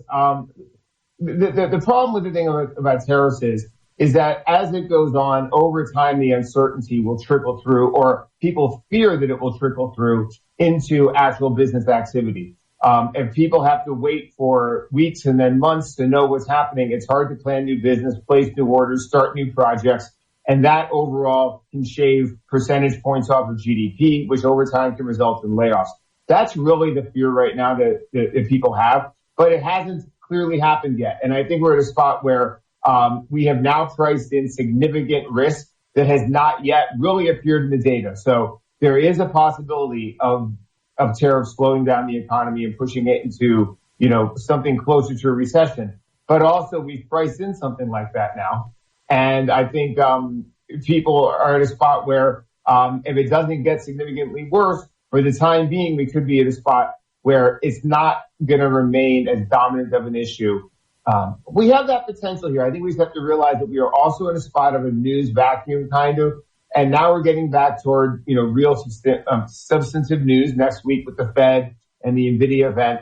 And then we'll be getting near the end of the quarter and we'll be kind of starting off a new time. So I think this has been the kind of beginning phases of the Trump presidency, but we have to remember in markets is that, there's always the potential for things to change.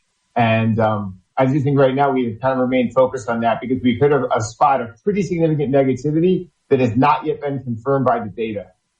So you mentioned the R word. You mentioned recession, which, correct me if I'm wrong on this definition, is 2 months of lower GDP growth.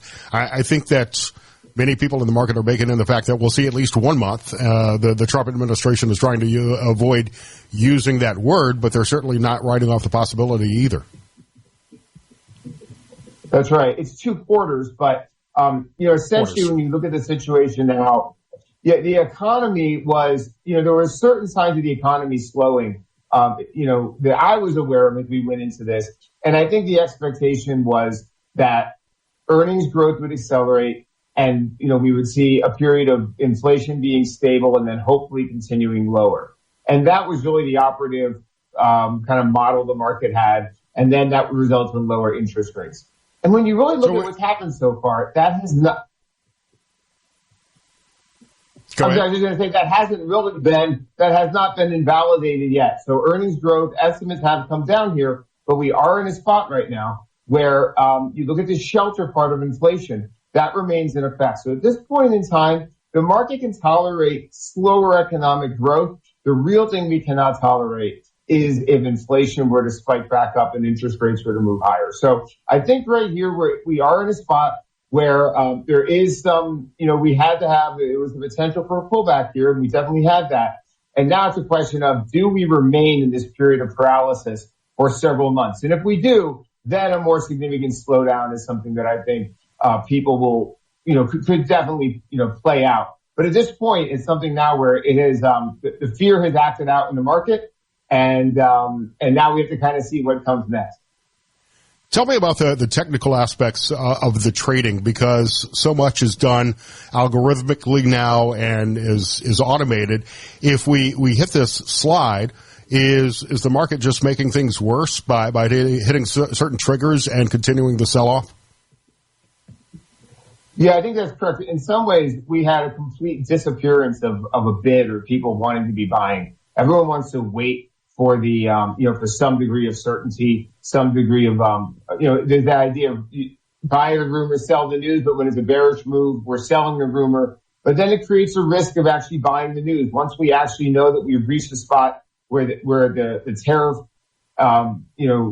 wars have reached a maximum point, or, all right, we're not going to get much worse on here, then there's actually creates a potential for people to look the other way on things. So, from my view, what's really happened is we've created significant uncertainty. People don't know what to look at. Normally, investors are trained to look at things like Fed meetings, economic reports.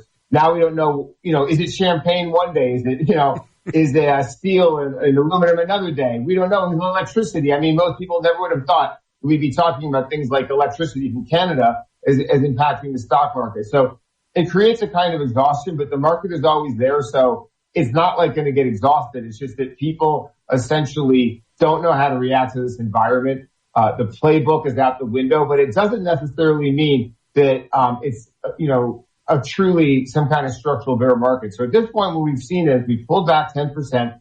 We've gone down to a spot with some technical things like the relative strength index, has hit like an oversold level. And it kind of puts us in a spot where people, like I said, that this risk is now to a certain extent priced in, at least for now. And then we actually turn to the bigger things of something like the Fed. And when you look at where the inflation data here, we could be looking at next week a Fed that more or less kind of keeps us, hopeful of a rate cut in June. And I think that's, that could become more of the story as we move into next week.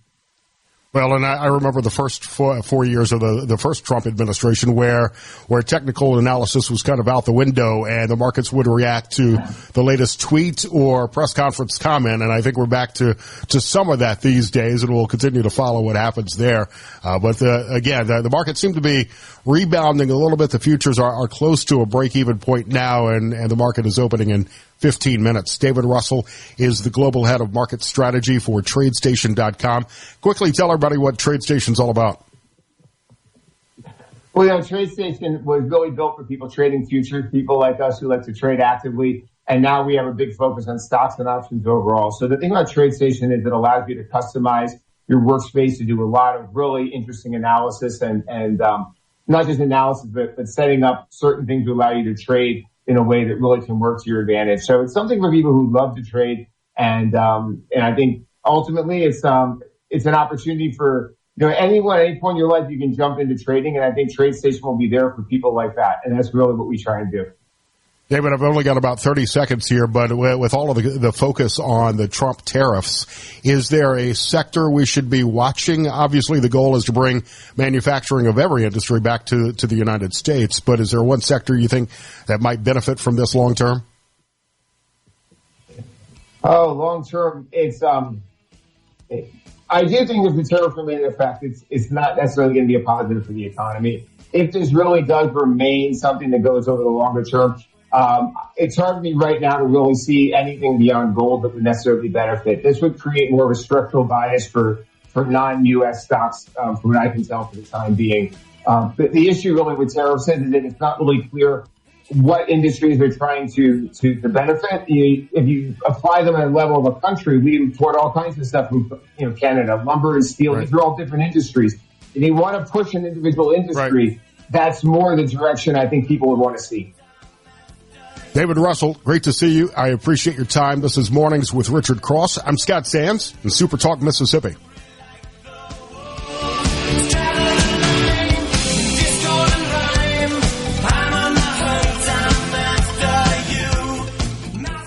From the Venable Glass. Morning, Mississippi. You're starting your day off right. Welcome to Mornings with Richard Cross here on SuperTalk, Mississippi. Good time. Anytime you need a payment. Good time. Anytime you need a free. Good time. Anytime you're out from under. Not getting hassled. Not getting hustled. Keeping your head above water.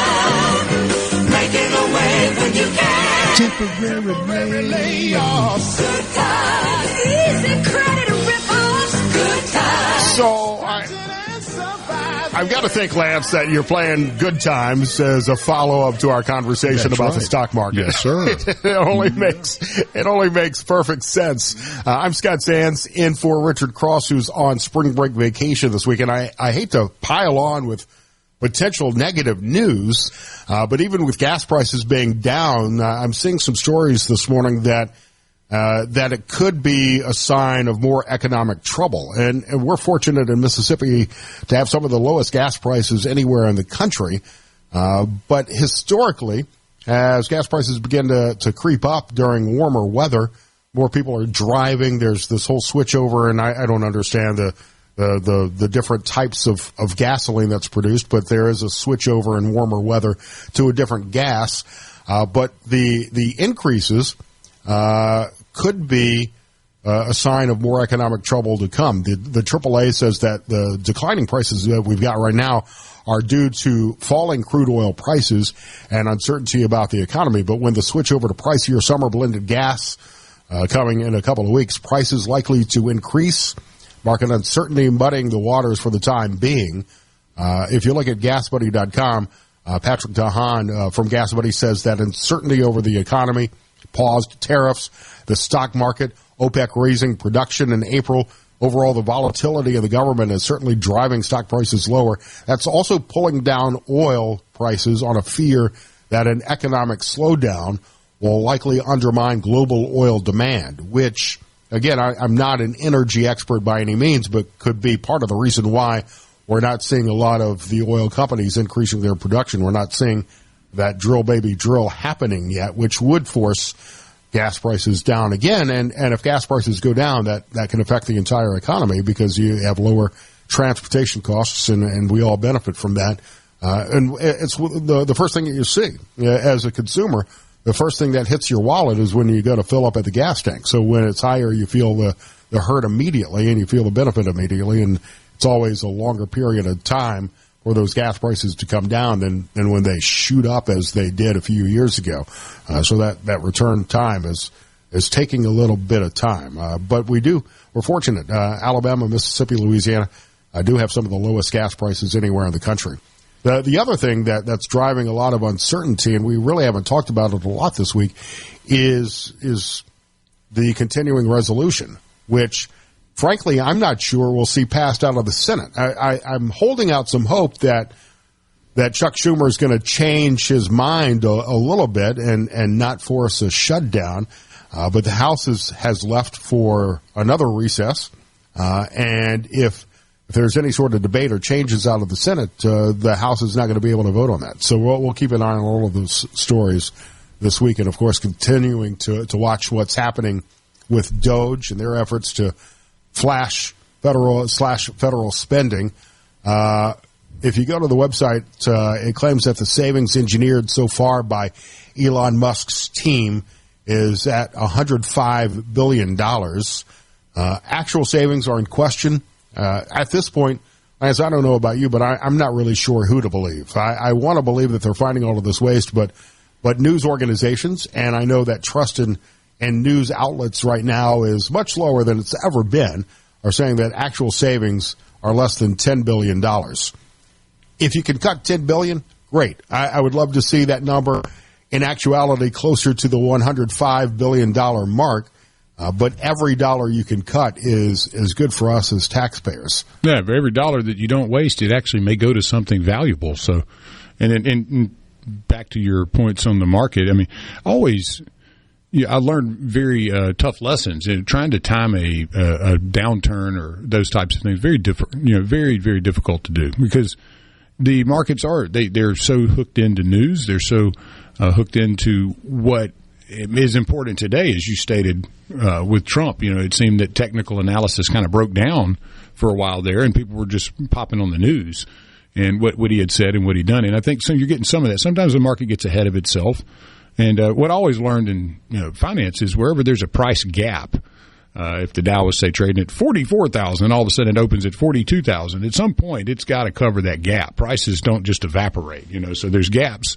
And you had one back on the 10th, and sometimes the market gets a little ahead of itself, and you just be patient. But again, the market has been bouncing at its moving averages, and right now you're trading right around that moving average. So, if you're looking at the longer-term trends, who really knows?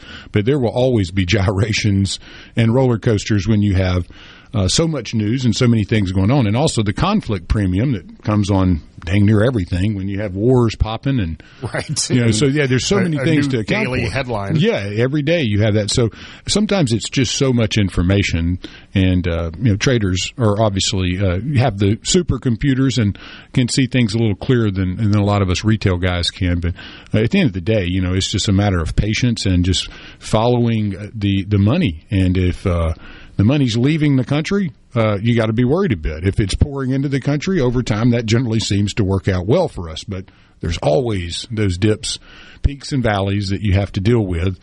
And they drive you crazy, especially if you do it for a living for 16 years. So, you're like, man, not one of these days. And I'm not sure there is a job that you have not held. I mean, you've been a stockbroker. I heard you talking to our next guest about being a bartender, truck driver. I did, yeah. Well, I didn't drive the truck yet, but I do like heavy equipment. But, bartending was kind of right after finance. And as I was deciding to do something a little different. And, at 40 years old, I said, yeah, man, let me go out there and mix drinks with 21-year-olds and learn some new things, learn some new tricks. And I did, and it was a lot of fun. But, Cathead, as we'll have our next guest, what a wonderful company. One that has, taken an old building in Jackson, and I worked across the street and many, many years ago when that building was just abandoned, basically. And what they've done there and the revitalization of that spot is amazing. But on top of that, their product is, really, if you haven't tried Cathead, you need to, because it's a great Mississippi product. And the honeysuckle is one of my favorites that has lasted and stood the test of time as delicious awesomeness. It's like nectar off of, it's like pulling a honeysuckle out, and it's got a little vodka on it, too. But what a wonderful place and great people. I've never heard anything negative about them. And then they throw a pretty good party, too, Scott. So I got to check that out, and we'll get to Gabe, the head distiller from Cathead, in just a couple of minutes. I did want to circle back because I talked to a few friends of mine on Capitol Hill yesterday about the funding fight, and just to give you a little bit of insight, it was really hard. I've got Democrat and Republican friends in the Senate and in the comms departments for both parties and senators, and I was struggling to find which they might have the momentum as of yesterday. I talked to one Democrat senator from the Northeast who was adamant about saying that this bill is not the right thing for the country, and Senator Chuck Schumer, the leader of the Democrats, said publicly that funding the government should be a bipartisan effort. Well, it's not going to be, and the ironic thing is it's pretty much the same spending level, and this is why Thomas Massie, as we talked about earlier today, said no and voted no in the House when the bill came before the House. Said, why aren't we cutting any of this spending? The plan that we're going to hear from Democrats today and tomorrow is to force the Senate to vote on a 4-week temporary funding plan through April 11th to give more time for negotiations on funding. And we know that's going to fail. Republicans are going to immediately reject the idea, but holding that vote might be the key to unlocking this whole deal. It would allow Democrats to vote for something other than the House-passed GOP plan, and that's all about perception, creating the appearance that Democrats aren't giving in to Republicans, to Musk, to Trump, and that Democrats are fighting for something. The Democrat talking point, this was on so many Twitter accounts last night. So this was the talking point. This was the marching order coming out of the Democrat leadership. House Democrats stand united for a 4-week funding extension that stops harmful cuts, keeps government open, and allows Congress to reach a true bipartisan funding agreement. I'm ready to vote today, tomorrow, or Friday to pass a bipartisan extension. So that's not going to happen. I don't think the Democrats want a shutdown and potentially risk the blame this time around. And again, the spending levels are pretty much exactly what they were under Biden, and that's upsetting to some Republicans in favor of making cuts. But what this does allow the Republican Party time to do is to figure out what their master plan is, to be able to roll in the recommendations coming from Elon Musk and Doge to make necessary cuts, to figure out the Trump tax cuts and jobs plan and extend that and make them permanent, hopefully, and put everything together, which can't be done, let's be honest, in a 4-week period of time. So even Republicans need a little bit more time, but these ongoing 4-week continuing resolutions are not the way to govern, and hopefully we don't see that will wind up being any sort of a compromise in the Senate this week, but we'll continue to follow that story. Also, again, I want to point out severe weather is a threat over the next few days, and you can get the latest weather information on the weather tab at supertalk.fm. We will talk about Cathead Distillery and some bourbon and other spirits next. It's Mornings with Richard Cross. I'm Scott Sands on SuperTalk Mississippi.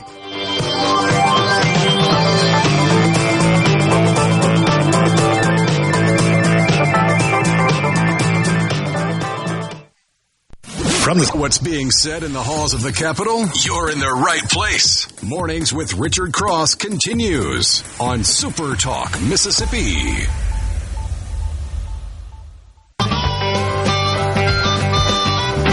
Whiskey River, take my mind. Don't let a memory torture me. I get to talk some whiskey. Excited about this segment. Mornings with Richard Cross on Super Talk Mississippi. My name is Scott Sands. Thank you for letting me fill in for Richard this week. He's on spring break vacation. A couple of things about me, because I know you don't know me very well. It's only been a few days I've been on the radio with you, is I'm a bourbon and cigar guy. But the other thing is I love to support local businesses, small businesses. And when I was asked to sit in, you know what? Let me find out if there is a Mississippi bourbon I could try and talk about. And I found one. I found Cathead Distillery and found a shop online where I could order a bottle. It came in yesterday, and I was very excited to crack it open. And I'm even more excited because of how delicious it was to be able to share it with some friends this weekend over a cigar. We've got Gabe Sandoval, who is the head distiller at Cathead Distillery, joining us now on Super Talk Mississippi. Gabe, it's nice to meet you. Thanks for coming on. Likewise, man. Thanks for having me on. So the bottle I got, as you can see if you're watching on supertalk.fm, is the 10-1, which the 10 type 1, which I think is one of your higher level bourbons.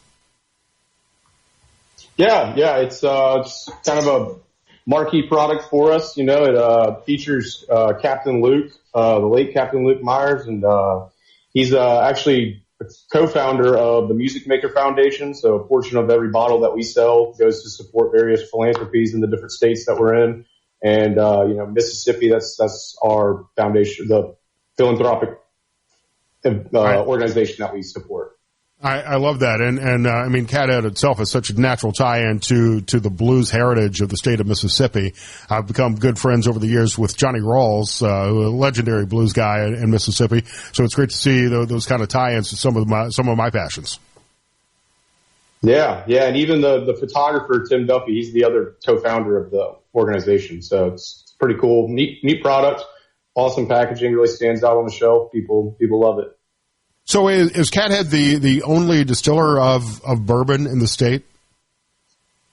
No. There's Crittenden's one of the other big bourbon distilleries. They specialize in it. Yeah, down in Kiln, Mississippi. So one of the misconceptions is that if it's going to be classified a bourbon, it's got to be distilled completely in Kentucky. That you could be a bourbon and be from somewhere else like Mississippi.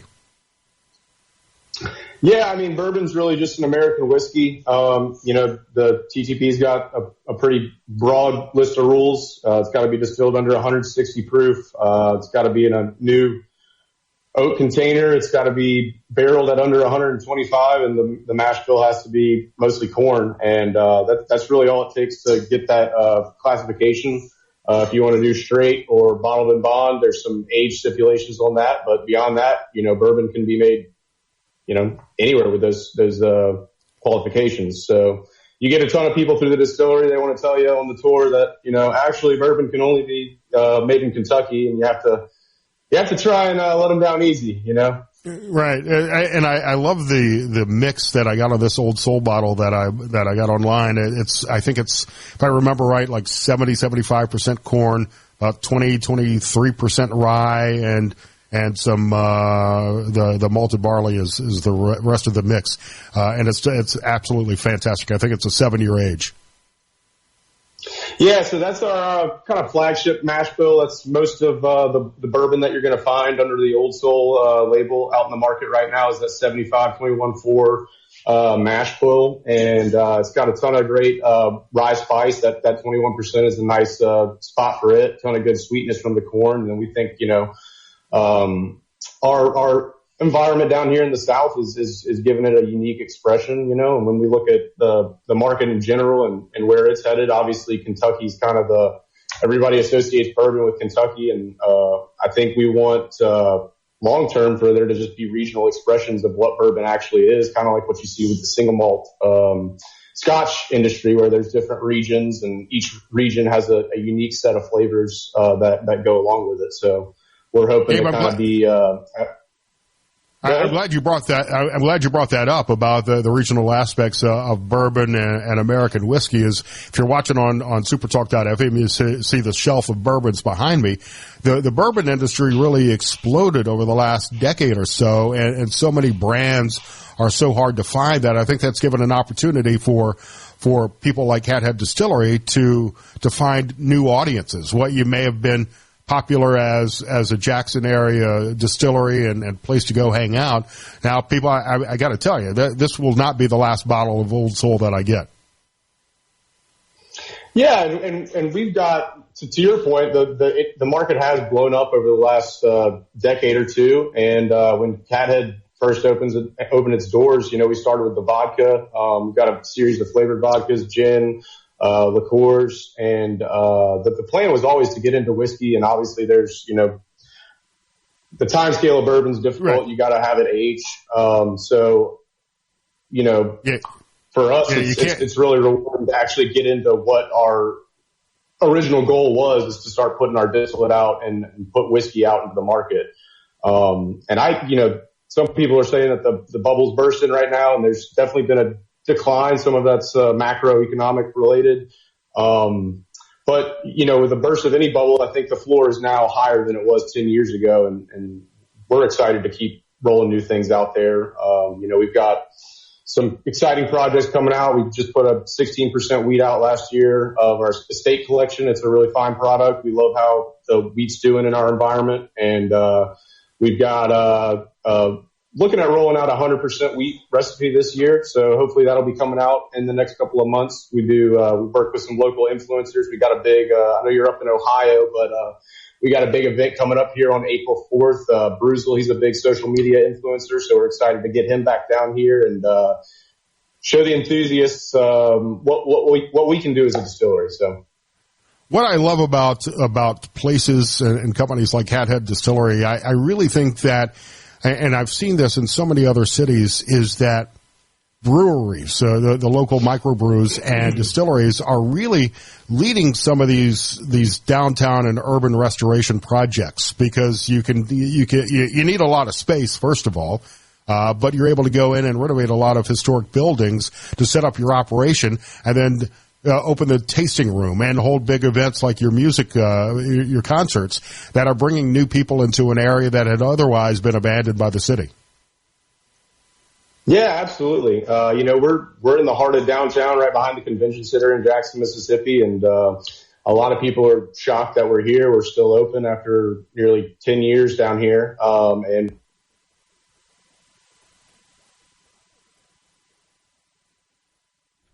got a little pause. Did we lose him? So you know what I'm going to do?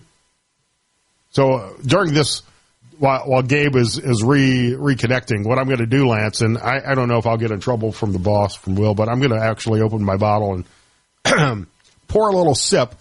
I want you to notice that I'm not like pouring a full glass of whiskey for the end of the show. But are you a drinker? I don't even know. Yeah, man. I think the only thing I really don't care for as much would be like Islay or Lowland Scotch.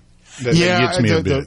The peaty scotches I'm not a big fan of either. And look, I'm not getting drunk every night. If I have a glass of bourbon a couple of nights a week with a cigar, that's one thing. But this was super good. I sent a text to all of the guys on my cigar group thread last night and said, you got to try this bottle that I'm bringing in.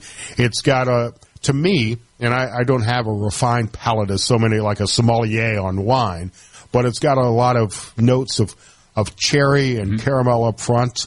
And because of the rye that's included in the mix, it's got this nice peppery kick at the end that gives you a nice tasty finish that I can't. It was a little chilly here last night, so I didn't go outside to have a cigar with mine. Hopefully I'll be able to do that today. But because of that little peppery spice at the end, that note that lingers, it's going to be. It's going to go well with that Lajero in the right, and a nice cigar. Now I do enjoy a good Scotch. Put a little bit. I always like good liquor. I don't really care for the ice or opening it up with water as much. I'll take, my first will always be just a bottom full, put it in the mouth, and swish it around until the taste buds go numb, breathe through the nose a bit, and then try to pull all the flavors that they're trying to get you to understand in there. I will enjoy a nice old-fashioned or a Sazerac from time to time, but just a nice straight-up bourbon every once in a while with a cigar is the best way to go. I always enjoy it, yeah. I hate that we lost the connection with Gabe. I would love to visit, and they've got an amazing story. I love that they're tying in the blues heritage of the state of Mississippi, being part of the economic rejuvenation of the Jackson area. Well, he's back. If you want to finish up, we got a minute with him. So, Gabe, I was just bragging about the bourbon that I was drinking. I hate that we lost the connection with you. The website is catheaddistillery.com, and it is available if you want to buy it online as well. Gabe, thank you so much for your time. Thoroughly enjoying the bourbon, and I can't wait to share it with my friends this weekend. Yeah, sorry about those technical difficulties. Thanks again for having us on. Catheaddistillery.com, musicmakersfoundation.com. Yeah, hopefully you have me back on. We can finish this conversation. Love to. Thank you so much for your time. I'm Scott Sands in for Richard Cross. You can find me on X at Scott Sands Media. Some comments coming in off the C Spire text line as well, and we'll wrap up the show next here on Super Talk Mississippi. Good talk later tonight.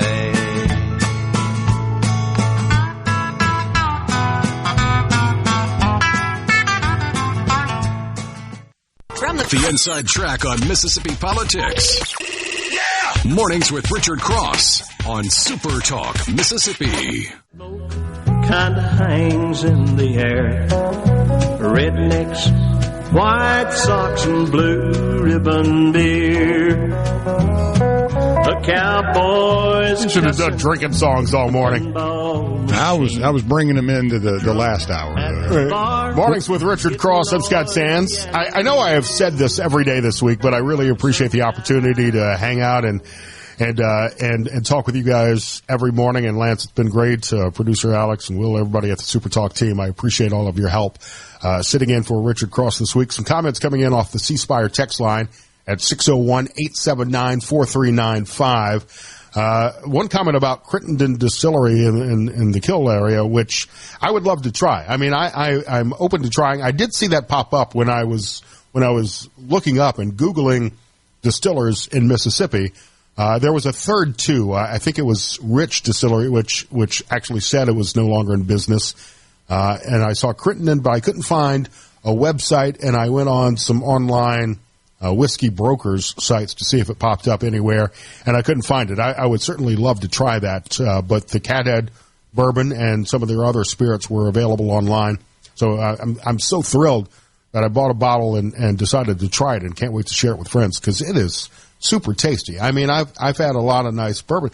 I think I prefer this to some of the bigger names like a Blanton's or a Taylor, believe it or not, and those are hard to find. They are. Well, and the market, the scarcity and the allocations and all of those things have the allocations drive me crazy. Yeah, I was fortunate in Oxford when I was up there. Some guys up there had a bourbon club, and they'd bring me over every now and again, and they'd have, everybody'd bring a bottle, and I would get to test and taste many things that I could never afford to taste and test. Right. Luckily, I've got some friends who are more well off than me that will track down some nice bottles and try to do a bourbon trail trip every once in a while to see what we can find there. But Ray in Long Beach says Buffalo Trace bourbon is his go-to, and it's an excellent choice. Yeah, I've been drinking that back when it was inexpensive. It was easier to get, too. Well, it's still fairly. They've just unallocated that in some states. So I've got a couple of liters, and you can't for the money. Everything Buffalo Trace puts out, I find fantastic, and a regular bottle is usually around $25-$30. Yeah, very inexpensive. You can't beat it for the price. The Eagle's good, but I'm a big fan of Blanton's. I got to where. I really enjoy Blanton's, and I like giving it away to people that are muy especial. That's always a good one to give. And then you got to talk them into opening it. Yeah, you got to. Right. I got a guy around that has always come through for me, and great people. Been in the business for a long time. But yeah, I love giving it as a gift around Christmas. But yeah, talking people into actually opening it when they know what it is. It's like, man, that's what I bought it for. I'll get you another one. Let's drink this stuff. Come on. It's so good. The bourbon vultures will line up on the day the allocations drop. They'll line up for hours to be able to buy Blanton or Eagle or Taylor. And I remember going there was a place that I would go on the way to deer camp that always had Eagle Rare.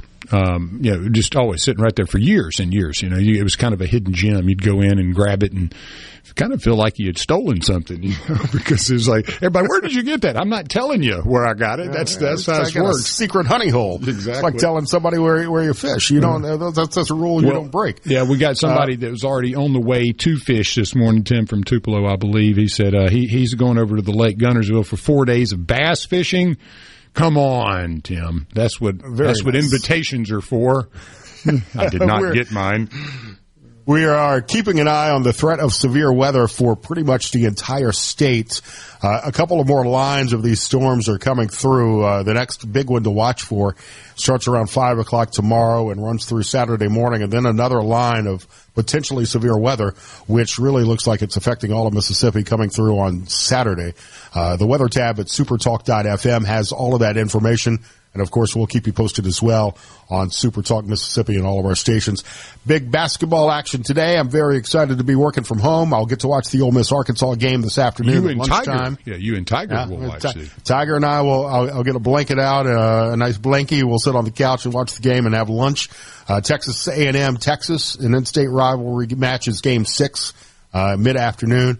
State plays Missouri. That should be a good one tonight at 6 o'clock our time. Oklahoma and Kentucky is the late game in the SEC tournament. Ole Miss wins. They'll go on to play number 1 Auburn tomorrow. And if State wins, they'll play number 2 Florida tomorrow. So big matchups in the SEC basketball tournament. Fun time of year if you're a college basketball fan. Tomorrow here on Mornings with Richard Cross, I'll have Mississippi author Michael Hughes joining me, the State Director of Americans for Prosperity, Starla Brown, Wesley Smith, Austin Sumrall, all tomorrow morning, 6 to 9 right here on Super Talk Mississippi. Thanks to everybody that was on today. I'm sorry we got disconnected for a few minutes with Gabe earlier, but a fantastic story and a place definitely on my must-visit list in Jackson will be Cathead Distillery. Well, and you said Austin Sumrall tomorrow. That's White Pillars down on the coast, right? That is. What a place. Man, he's awesome. I can't wait to hear that. One of the fancy dancy restaurants, and he's an up-and-coming restaurateur. Oh, he's something. They're doing a great job. So many great chefs. The few times I've been sitting in either for Richard or Gerard, I haven't been able to connect with a longtime friend of mine, Robert St. John, who I think is like the granddad of restaurateurs in the state. Great guy. Super talented. Have a great Thursday. Be aware of the severe weather threat. And we'll be back tomorrow morning on Super Talk Mississippi. Thanks, Lance. Thanks, Alex. Thanks, everybody. Well, I'm a little overweight and my logbook's way behind. But nothing bothers me tonight. I can dodge all the scales all right. 6 days on the road and I'm gonna make it home tonight. A SuperTalk Mississippi media production. Lonnie's Sporting Goods has the best selection of firearms, hunting items, and all types of outdoor gear from the best brands. If you want reliability, durability, and performance, Lonnie's Sporting Goods in Corinth is your destination. Check out our Facebook at Lonnie's.sportinggoods.